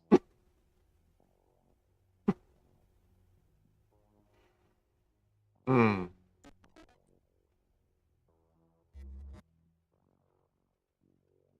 We've shown dumb criminals on this channel before, a whole lot of them actually. But it's not often that a criminal is so profoundly stupid that they're studied by psychologists and go on to inspire a whole new term in the study of psychology as a whole. Let's get into just how that happened. This is awesome. Back in the far-off year of 1995, two men, MacArthur Wheeler and Clifton Earl Johnson, decided they wanted to rob some banks. In order to do so, they felt that they needed the perfect disguise. That's where MacArthur got an idea. If invisible ink can't be seen, what if you could make your face invisible? He thought that, since you can use lemon juice as invisible ink, it That's might good. make anything it touches invisible to cameras. Being that it was a bit of a leap in logic, MacArthur decided to put his new theory to the test. He began to vigorously rub lemon juice all over his face. He noted that it was burning his face and his eyes, causing him to have trouble with his vision. He had to squint to even see, but he decided to power through regardless. He then took out a Polaroid camera, turned it around, and took a picture of his face to see if it really worked. To his surprise, it did. There was nothing on the photo. However, it was later highly suspected that MacArthur simply made a mistake while taking the photo. It's believed that, either due to the lemon juice in his eyes making it difficult to see, or his own stupidity, probably both, MacArthur pointed the camera away from his face while taking the photo. If one were to be generous, you could argue that it might have been a mistake in the film or the lens of the camera being misaligned, but it's far more likely that MacArthur simply missed. Confident that he had discovered a real-life cheat code, MacArthur and Clifton were more than ready to head out and rob some banks. On the afternoon of January 6, 1995, they set out on their mission. One bank they robbed was at the Fidelity Savings Bank in the Brighton Heights area of Pittsburgh, Pennsylvania. With Arthur taking the lead in the crimes, they proceeded on to the Swissvale branch of Mellon Bank. Yeah, right after they started talking about him rubbing lemon juice on his face, I was like, nope, I'm saving this for stream tomorrow. Waited in line behind him. MacArthur demanded some money from the teller, waving his gun around while doing so. With the lemon juice on his face and burning his eyes, he felt empowered. No camera could even see him. He had already won. Getting about $5,200 from the heist, they made a break for it and left the building. Altogether, they got about $8,900 in total from both of the robberies. Oh my god. The police came out to the bank and asked to see the security camera footage. There they found a lot of images of MacArthur, his face clear as day.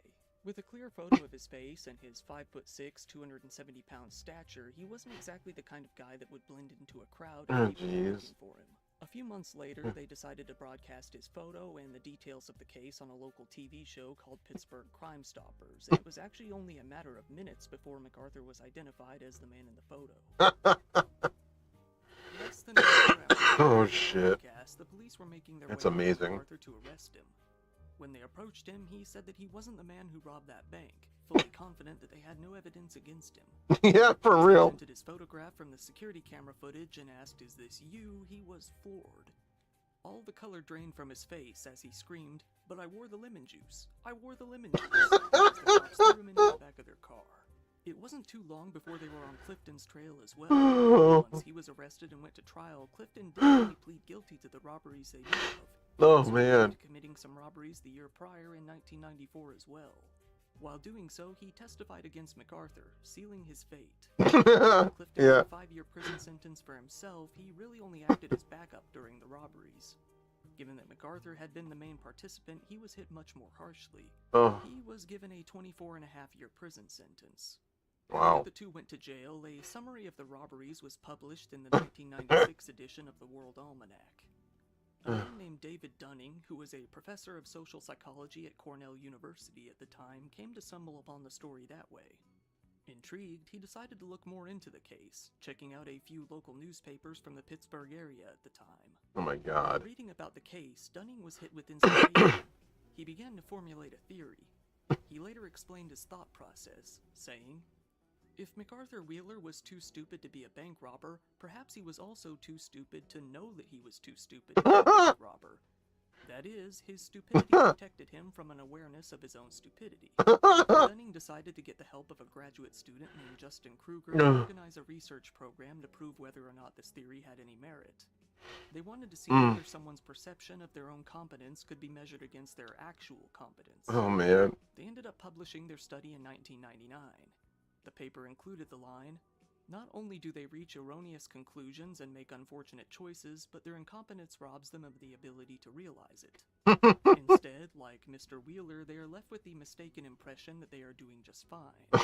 This study came to be the Dunning-Kruger effect, a psychological effect that is still brought up today whenever someone acts in a similar manner. Dunning and Kruger weren't even the only people to come to study MacArthur Wheeler. R. Lofton Hudson, who was both a pastor and a psychologist, came to he take didn't. interest in him as He got 24.5 years. He said that this could be happening to anyone and they wouldn't even know, saying, "We mistakenly and uncritically believe in our relational skill set when in reality these skills may be no more effective than Mr. Wheeler's special cream." While I wouldn't really call it a special cream because, yeah, the fact still stands that MacArthur's stupidity was to such an extent that he would go down in history, being labeled by name in psychology books all over the world. Oh my Ever God. Since then, we've seen the Dunning-Kruger effect play out in many, many different cases in real time. Let's look into the story of Matthew Allen McNally and Joey Lee Miller. Matthew, who was 23 at the time, and Joey, who was 20, were a couple of goofballs that were engaging in some goofballery.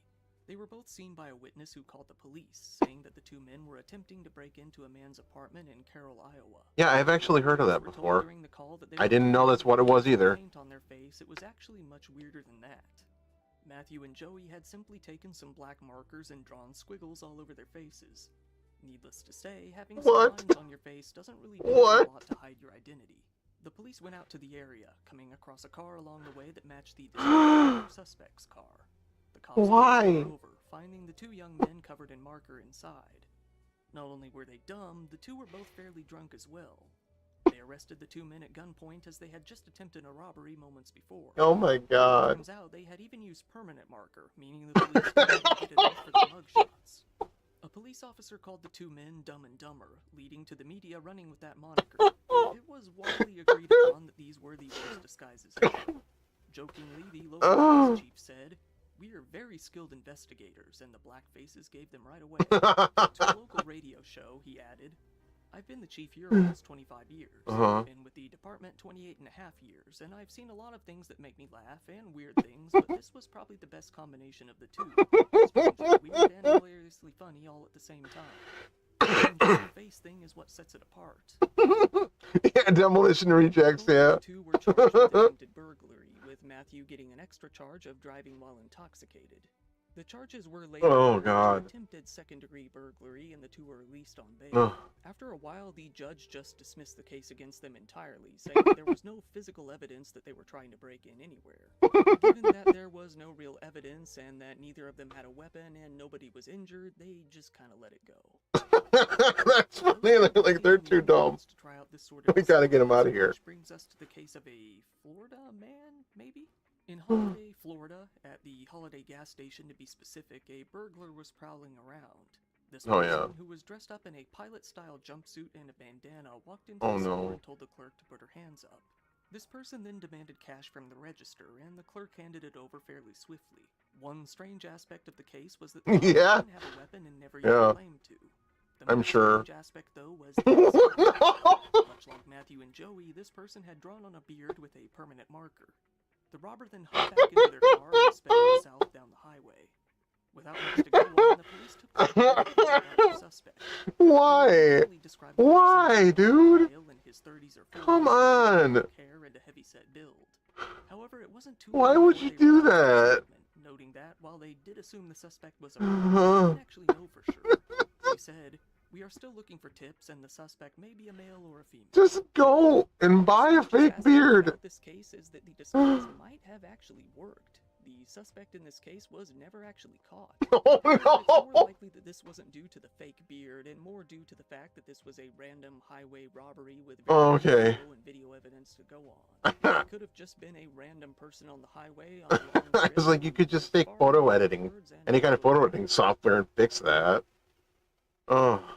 We don't only have a beard, we also have the case of Mustache Lady.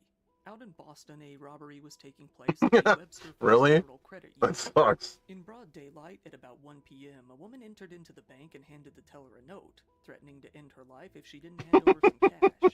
She was described as being a white woman, around 20 to 30, who was wearing glasses and a blue hoodie. Oh, More okay. interestingly, she had drawn a mustache on her face with an ink pen while doing nothing to hide any of her other feminine traits. Much like Come on. this case, though, it seems that this woman actually did get away with it. The police took to the internet to try and find out who this person was. Oh, there we and go. Didn't really end up getting any good tips. This is most likely not because of the mustache. I mean, it's barely even visible in most of the photos. It was more likely due to the fact that nobody recognized her. She probably just lucked out. For real, man. I feel the same way. The union wasn't too bent out of shape about it. He said that he was just happy that nobody was hurt. Yeah. Moving away from pins and markers, we also Oh, have the hey. strange story of Casey G. Casey. Casey was a 25-year-old man living in Ashland, Kentucky. He was a pretty heavily tattooed guy, the kind of look you would expect for a robber. Likely knowing that he would need some sort of disguise to hide this easily identifiable look, he decided to use a very simple tool, duct tape. Wrapping the tape around his whole head, he left a portion open. Oh my god, dude. That's so stupid. In the crime this way, he approached a local liquor store. He entered into I can't believe what you just told me is true. Pay up, so she did.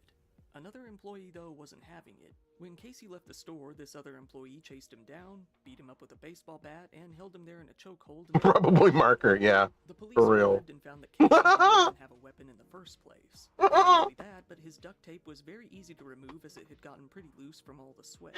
It wasn't too long before Casey became a local, even national spectacle. He was labeled as the duct They do tape it bandit daily? and Really? ended up No on the way. top 10 dumbest That's crazy. criminals list that you might come across. In an interview from jail, Casey proclaimed his innocence, despite the mountain of evidence against him, photos of him in the duct tape, and being caught in the act. Wasn't me. The duct tape bandit. That's not you. Look at me. Do I look like a duct tape bandit, baby? Why are you posing like an asshole? Okay. You know this is not me. Now look, do the math, do the homework, man. Okay. However, Casey came to change his tone not too long after. That dude's so cool. To a charge of second-degree robbery. Uh. In a plea deal, he was sentenced to 10 years in prison. This is because he also admitted to robbing a businessman in an alleyway 6 months before as well. Oh. He's now in the Kentucky State Reformatory, eligible for parole That sucks. on August 8th, 2025. Still, even when he gets out for that, he's going to have to return to Ohio. This is because Wait, he's gonna be out of prison soon? There for another burglary while he committed this one. So whenever he does get out, he's going to have to go back and complete the remainder of his sentence there as well. Oh, never mind. Okay. This brings us to We can leave that guy in prison. That Oh no. David Springthorpe. David was a habitual shoplifter in Alfreton in the UK. While we don't know the true extent of his thievery, we do know of a few items that he stole. He stole several perfume and gift sets from a store called Boots, as well as some steak from a local Yeah. store. I enjoy the police cam videos too. Different items here and there. While doing so, he felt that he had come up with a perfect disguise. Taking a page right out of a Superman comic, he simply put on a pair of glasses. Feeling that nobody would ever be able to find out his true identity, he would steal from the shops and Mhm. put on some glasses after he Mhm. left. He was fully confident that his disguise was impeccable, leisurely walking down the sidewalk Mhm. with zero fear that the cops were on his trail. Much to his dismay, the cops found him very quickly. After all, he had just left the store and casually walked away. After the police arrested him, they posted his mugshot online, both with and without the glasses. Internet users quickly began to clown on him, mocking his disguise. He wasn't hit that hard. A judge fined him £80 and ordered him to pay £20 in compensation, 30 more as a victim surcharge, and £85 in court costs. Oh, God. While duct tape and glasses at least are not transparent, that wouldn't be the case when it came to That's not the only reason people can't tell he's Superman.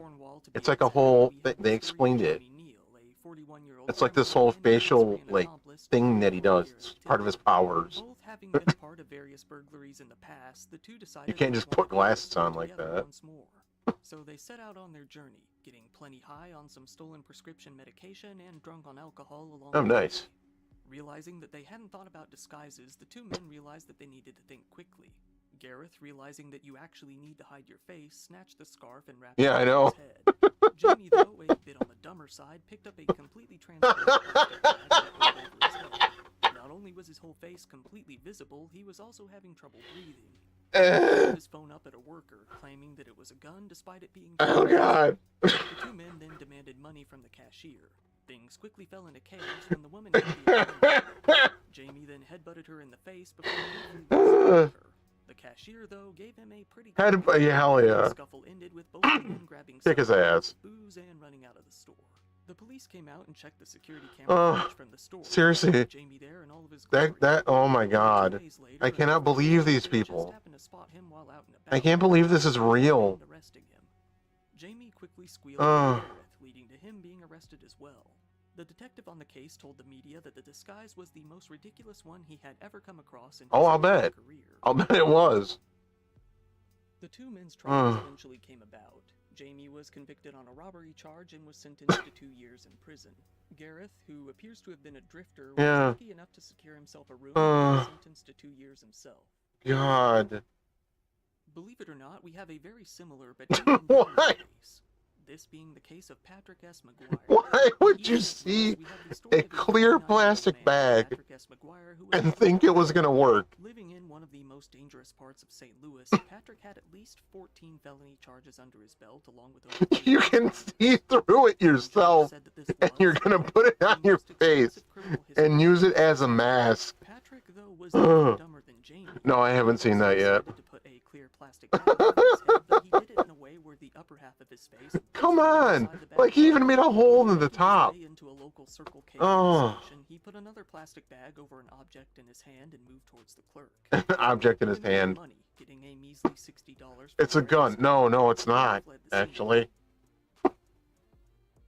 It goes without saying that Patrick's lackluster disguise and My the fact that God. police knew him pretty well at this point led to a quick arrest. To make things even worse, Patrick hadn't even been out on probation for 2 weeks from his last felony. Oh, good job. Good job, buddy. In his trial, Patrick was sentenced to 15 and a half years in prison for his robbery. The judge hoped that he would go without parole for a significantly longer period of time this time around, saying, "I don't think I've seen a case where there's a stronger need to protect the public."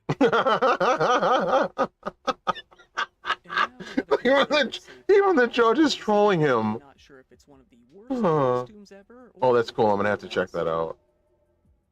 Even the judge was trolling that guy. That's awesome. James Coldwell. In the town of Manchester in Pennsylvania, a 49-year-old man God. named James Coldwell decided that he wanted to go rob a bank. He felt that he had the perfect disguise in mind. He got to work crafting his costume. To do so, he duct taped a bunch of leafy tree branches all over his body. James made Sorry, I hit the microphone. Citizens Bank on Elm Street right around when it opened. Even though there weren't any plants in the bank, real or fake, he thought he would blend in pretty perfectly. Having no weapon, he waited in line in his tree suit. He gradually made his way to the Oh yeah, it's a good show. money, got a bit of cash, and simply left. The police came out to the scene very quickly and got to work with the K-9 unit, set to track James down. Unfortunately, the 911, we're being robbed by a tree. That didn't last long, though. As soon as James made the local news right after, one of his neighbors recognized him and called the police. The police came out to his house and arrested him, finding out that he didn't even live 1 mile away from the bank. Oh my God! Flabbergasted that the police were able to identify him What? despite his disguise. His neighbors all laughed as he was taken off to jail. Why would you do that? Of the case, he really went out on a limb. James was all the money that he had stolen in the heist was recovered from his house Yes. and back to the bank. Yes. He really went out on a limb. If you found the video interesting, please give it a like. It really helps me out in the algorithm, and feel free to subscribe if you want to see more content like this. This was a bit different from the usual. Oh, that was so good. I mean, by the end, nobody even died, so it's a bit of a break for people who've been watching the pretty horrible ones lately. Oh, wow. Check it out. I have a That's the merch store first open. There you can get your video I've ever watched of his. That was and good. lots of other stuff. Woo! If you want, go ahead and follow me on social media. If you ever need to get a hold of me for anything, that's the easiest way. I also really appreciate when people subscribe to my Patreon. There you can get videos early, ad-free, and uncensored. Channel memberships are up to Okay. you get the same benefits there as Let's well. do 5 disturbing internet mysteries. Wow. Make like a freaking Rob shit. April 2022 at Yeah. around 3 p.m., 10-year-old Lily Peters left her home to visit her aunt on her own. Aw. The aunt's house was just a 3-minute bike ride from Lily's home in Chippewa Falls, Wisconsin. And since she lived with just her father, Alexander, after her parents' divorce, Lily often went to her aunt's house on the weekends to play around. So it wasn't unusual for her to make this journey on her own. Really? Unfortunately, what started off as an ordinary weekend was about to end in a horrific tragedy. Things took a turn for the worse when Alex noticed that it was getting dark and Lily still hadn't come home. It wasn't like her to stay out late. He called his sister, assuming Lily was still at her place. But, to his surprise, she told him Lily had already left over an hour ago. Oh no. He then called the parents of Lily's friends, hoping she might have stopped at one of their houses on her way back. However, none of them had seen her either. Fearing for the safety of his daughter, Alex began searching the route Lily would have taken to and from her aunt's house. He also contacted the police and reported his daughter missing at around 9 p.m. While the authorities didn't issue an Amber Alert, they quickly called a search party to help look for her in the surrounding area. And after hours of searching, Alex finally discovered the first clue to his daughter's whereabouts: her bike, abandoned in a nearby wooded area. Oh. But Lily herself was nowhere to be found. Police deployed drones and rescue dogs to search the woods and investigate the hiking trail that ran through the area. Then, at around 8:45 a.m., Alex received the news he had been dreading all night. Lily was deceased. A volunteer Man, discovered her body talk about bringing the mood down. just a few feet from the trail. After a brief examination, police ruled her death a homicide and began looking for the perpetrator. Unfortunately, they had nothing that could lead them in the right direction. That is, until someone made a post about Lily's case in the True Crime subreddit. While everyone else was speculating on what could have happened to Lily, user HomesliceNation4 came forward with a crucial piece of information in a now-deleted comment that read, "What's scary is I was playing Pokemon Go in the park that day and walking along that very same trail. Oh. My stomach turns when Oh, I think shit. that I saw that girl in a pink/purple hoodie on her bike with another kid on my way out. I have a suspicion that it could be another kid that did it." Ooh. Another user called the police tip line to report HomesliceNation4's comment. And to everyone's surprise, this was the breakthrough the investigators needed to solve the case. Because just a few hours later, police arrested Carson Peters Berger, Lily's 14-year-old cousin, as the prime suspect Oh my in the God. murder. Not long after he was taken into custody, Carson admitted to everything. However, just what happened to Lily that night was more horrifying than anyone could have ever imagined. Oh According no. to Carson, he followed Lily as she was heading home and told her to follow him into the woods. Ew. He'd been planning this for months. Once Ew. they were off the trail, he punched her in the stomach, hit her several times with a large stick, and strangled her until she took her final breath. Oh, Then man. went back home as if nothing had happened. But when he heard about the search for Lily, he panicked and went back into the woods to move her body further from the crime scene. Oh, and goddamn hid under a pile psycho. of leaves. Though, all thanks to one Reddit comment, he was thankfully caught. Given the severity of his crimes and the fact that it was all Yeah. premeditated, prosecutors decided to try Carson as Ugh. an adult. He's still in custody, awaiting his trial set for sometime in 2026. Wow. Wow. On May 1st, 2013, Reddit user ShadyBusiness15 posted on the What Is This Thing subreddit, seeking answers for Ooh. a strange device he found inside his power strip. The post read, "Violently blew a fuse in my extension cord, took it apart to see the damage, and found this inside." I see. Alongside this, the OP shared pictures of two circuit boards connected to each other with wires, and what appeared to be a SIM card. He also cross-posted hell? this in the Reddit Bureau of Investigation subreddit, where users noticed a microphone on one of the circuit boards and figured this was a spying device of some kind. With one comment providing more details about how it worked, stating, "Your extension cord is a room bug. Someone calls the phone number on that SIM and the extension cord auto-answers and listens to the room." Really? Put simply, one of the circuit boards was a cut-down version of a phone that used the SIM to transfer audio from the built-in microphone. The second board was a power delivery module, I allowing the don't device like to that. run directly off of the wall power without needing I don't like the idea of that However, at all. this raised more questions than it answered, especially about the OP's true identity. with some users speculating if he was involved in some shady business. Mhm. After all, why else would someone go through the effort of planting a bug to listen in on his conversations? True. But according to a later comment, he was just a normal university student who was living in the university's dorms, and that he took this extension cord from his home when he moved. But also mentioned that there are other people with access to his room who could have planted the bug without his knowledge. With this, the focus shifted towards finding out who planted this in the OP's power strip. Inside, yeah. Some users suggested putting the SIM in a spare phone, but doing so only deepened the mystery further. Apparently, it had a 10-pound credit, suggesting that it was being used at some point. However, it didn't have any contacts, voicemails, or call logs. And judging from the network messages, the device had been active since October 2012. This also helped the OP retrieve the SIM's number, but calling it returned an automated message stating, "The service is now closed, and if you have voicemail, you can turn it on." Yeah. Oh, wow. That's creepy, man. Active in a spare phone as well. But even after days of waiting, he didn't receive any calls or messages. It's possible the person who planted it had already gotten the information they needed, or perhaps they found out the OP had discovered it and decided to back off. In either case, the OP's only remaining option was to contact the SIM's carrier, O2. Unfortunately, they weren't much help either. Oh, wow. That's weird. That's really weird, man. Logs, something he didn't want to deal with. Without access to the call logs, the only real suspects OP had were his own parents. However, he didn't find the spy SIM's number in either of their phones when he checked later. This leaves a single possibility that's also the most likely explanation. No, it wasn't. Put simply, the spy device was never meant for the OP in the first place. As many on Reddit hypothesized, the bug was likely intended and used for corporate espionage at some point. From there, it somehow found its way into the OP's home. Interesting. Maybe one of his parents brought it home from work or purchased it in a corporate clearance sale without realizing what it actually was. But by then, the device had already fulfilled its I guess they purpose do and things wasn't like being that, used. so. Unfortunately, while Redditors were quick Stuff to like that identify and happens. solve what the device was, they weren't able to find a concrete answer for who planted it and why. The last update from the OP was in May of 2013. Chances of getting an answer now, over 12 years later, are practically zero. Track him down. On August 9, 2018, 66-year-old Susan Rainwater set out on her usual cycling route in Eatonville, Washington. But unlike the countless times she'd followed this routine, that day she didn't come home on time. Worried, her husband David Rainwater went out looking for her, only to come face to face with the aftermath of a tragic accident. Just off the side of the road, David discovered the mangled remains of his wife's bicycle. As he got closer, he saw an injured Susan lying on the ground, not far from the bike. Sadly, it was already too late. Susan had succumbed to her injuries and passed away before David could get to her. He eventually gathered himself enough to call the police, who after examining Susan and her surroundings were able to piece together what had happened. And according to their investigation, this was a classic hit-and-run case. Susan was likely struck from behind by a fast-moving car, resulting in her getting severely injured.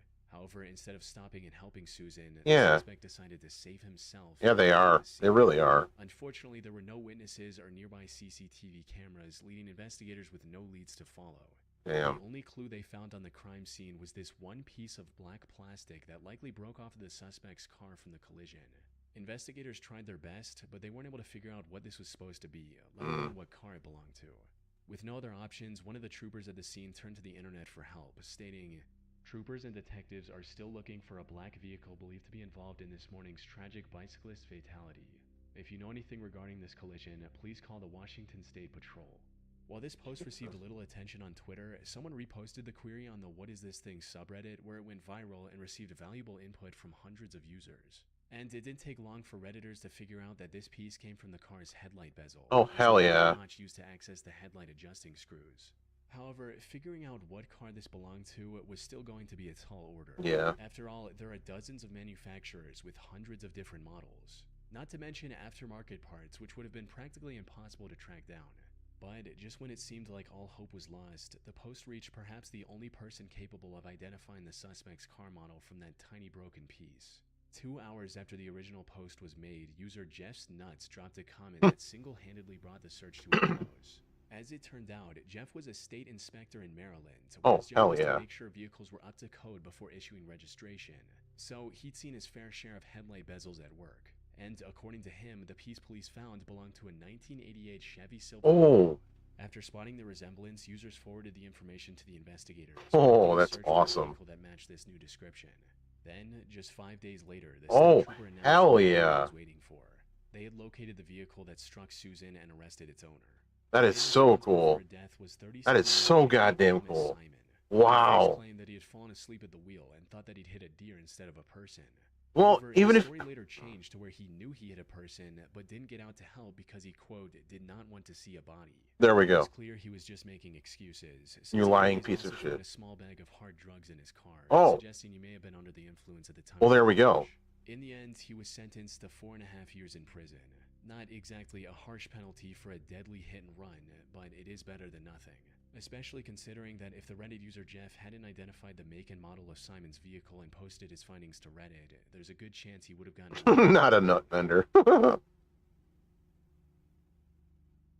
In October 2024, someone noticed that one of their electrical outlets in their home looked different from the others. It looked like it had a camera inside, but it wasn't super obvious. So they turned to Reddit and posted photos of the outlet, hoping someone would either confirm or deny their suspicions. They also explained their situation further in a comment reading, Yeah. stalker in my apartment broken into in the past. I got a camera detector for peace of mind, not knowing it would read anything, but it led me to this and detected radio waves and reflected back with the infrared. Yeah. The bottom ground looks different than the other GFCI plugs in the rest of the complex. Right away, several people agreed with the OP and that something was definitely off about the That's OP. weird. Then, just 40 minutes That's after the definitely post, weird. one user confirmed the OP 100% had a hidden camera in their home by tracking down the exact model for sale. Oh, no. And according to its product page, it's a wireless It's camera that 4K can too. 4K video Yeah. completely over Wi-Fi. Given the OP's history with a stalker, the same person was likely behind installing the hidden camera as well. Many strongly suggested the OP get out of the house and call the police. Unfortunately, what happened next remains a mystery. Oh, no. The account that made the post was a throwaway the OP created solely for this purpose. Oh, wow, And dude. after That's confirming weird their as hell, man. suspicions, they never posted any new updates. Oh, no.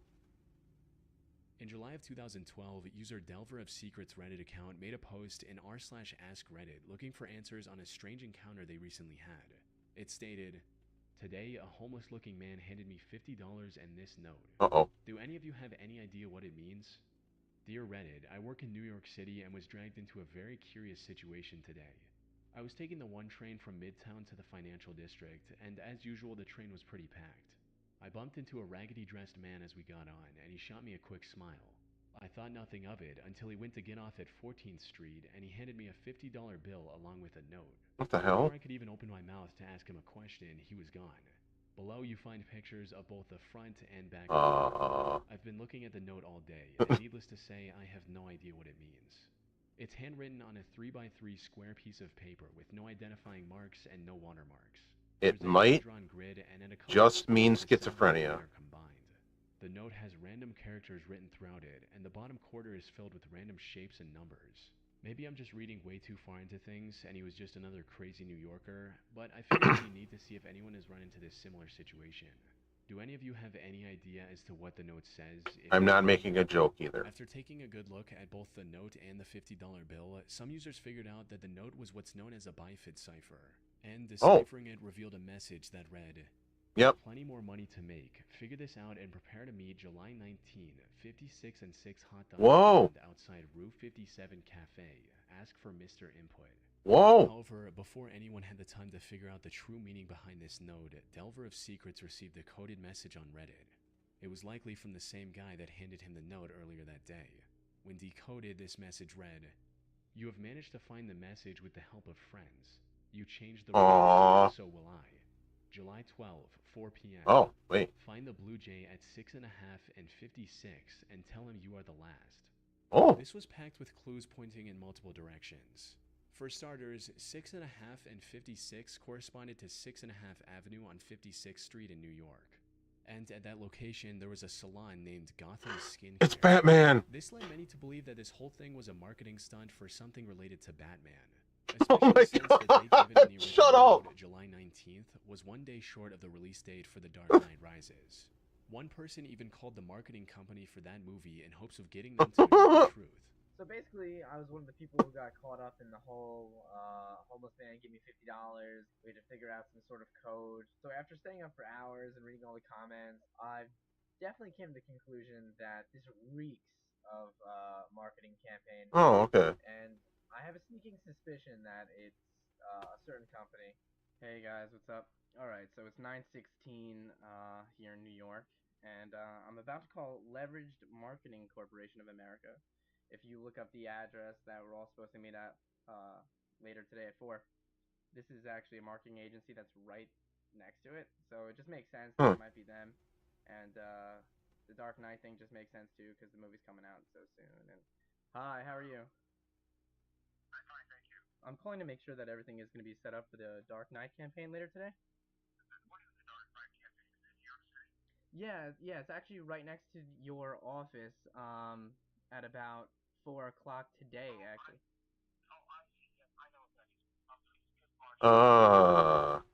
He just admitted to knowing about it. I don't know. You figure it out. Interesting. While this didn't lead to anything substantial, Reddit users found the next clue hidden within the Reddit message. You see, the username that sent the message was 222-0944-379. One user converted this to an IP address, and it led to Fort Huachuca in Arizona, a military base that's primarily focused on intelligence training. So, could it be that Delver of Secrets was being recruited as a spy or something along those lines? What? No. This was certainly a possibility.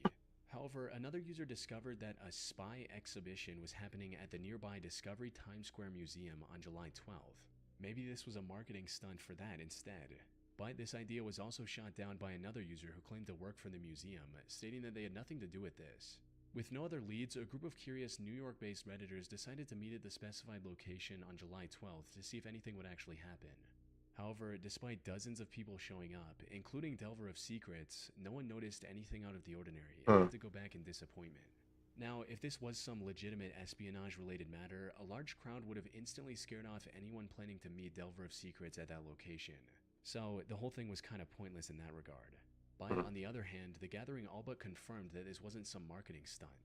Because if it were, the media attention and large crowd would have been the perfect moment for a big reveal that never happened.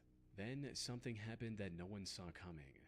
On July 13th, Delver of Secrets removed everything from his post and replaced it with a single ominous passage reading, What? Received a phone call today threatening violence against me and my family. Oh no. As far as to name members of my family and their addresses unless I delete this post. Oh no. The caller also told me not to show up on the 19th and to inform anyone planning to show up on the 19th that nothing would happen. This will be my last message from this account before I delete it. I'll also be changing my number later today. I'm sorry if a resolution to this never happens, but I'm not willing to risk my family's safety for a few extra dollars. With that, Delver of Secrets vanished from the internet. While Reddit did solve layers of coded messages and uncover clues hidden within other clues, they were ultimately left with nothing but speculation and an unsolved mystery. Well, damn. That was interesting.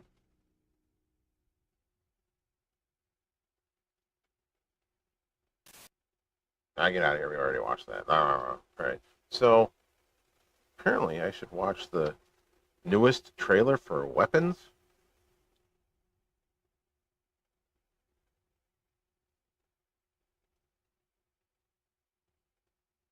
Got some really weird shit in it that people are confused about. Should I watch the IGN or the Warner Brothers one? I'll watch the IGN one. I don't give a shit.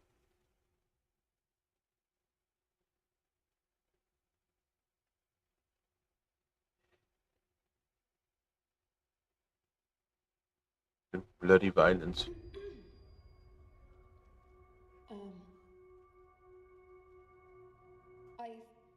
I just want to say how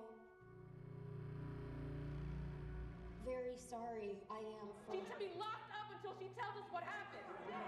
The truth is that I want an answer. I haven't seen the other two trailers.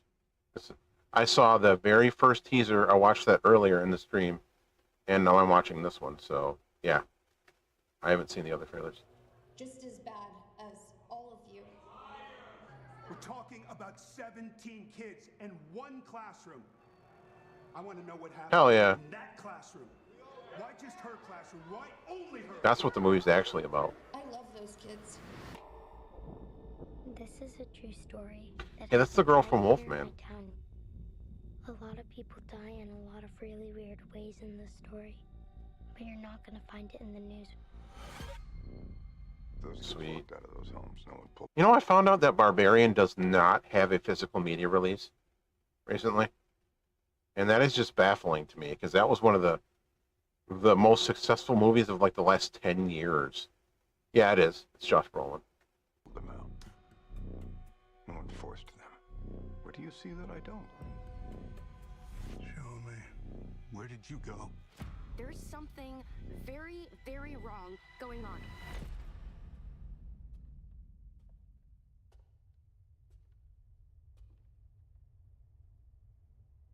Okay. What's that? Salt? Ew. Come on. What am I looking at? Leave the investigating to the investigators.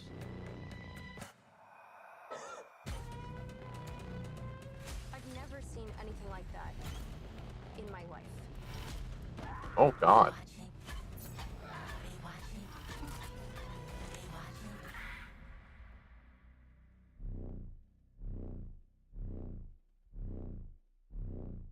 Are you watching? No.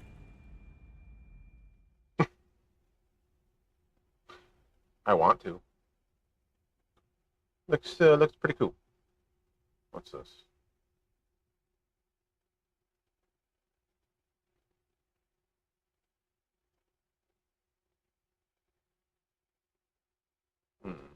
What's this?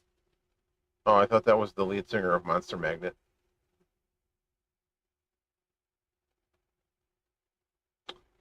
All right.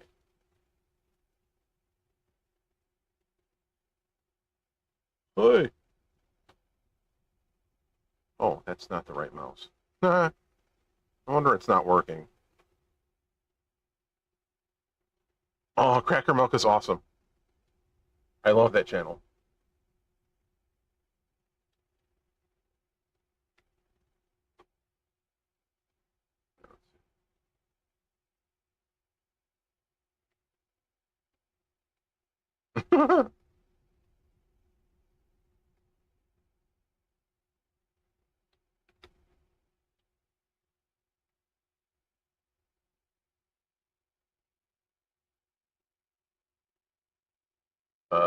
This one? Is it this first one?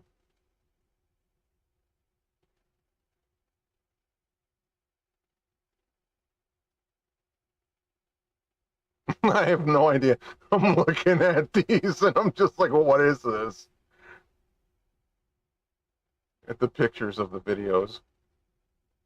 All right. Why is it halfway through? Why it did that before. Why is it halfway through the video? The shot by walking up to the bird as I'm talking, and then. A little baby bird! Oh, it's fallen out of its nest! Okay. Oh, be careful! Don't touch it. Why? If you rub your scent on it, the mum won't recognize it. That's not true. It's just a myth. Yeah, I think it's fine.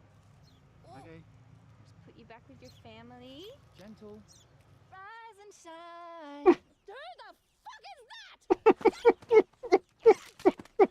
Oh, fucking rakes! Oh, that's disgusting. All right, you guys want some dinner? Okay. Okay, here it comes. Oh, where's your brother? Oh no! Oh no!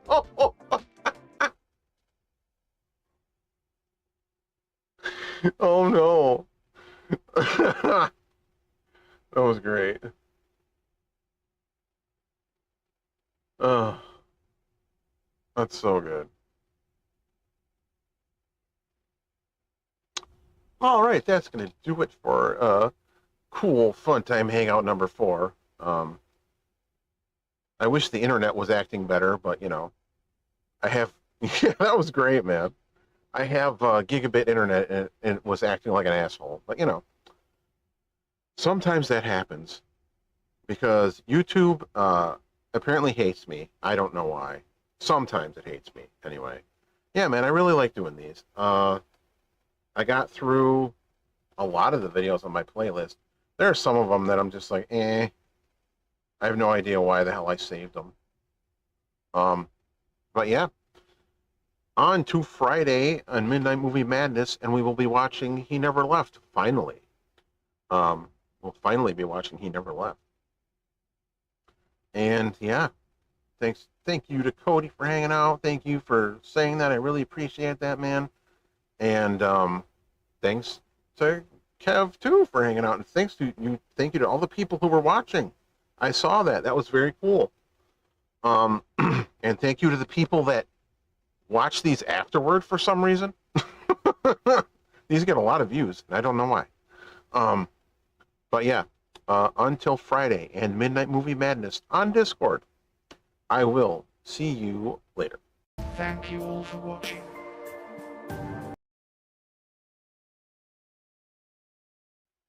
Do you see this? What is happening? It just stopped. I don't know why it even did that. All right, let's try that again. Thank you all for watching.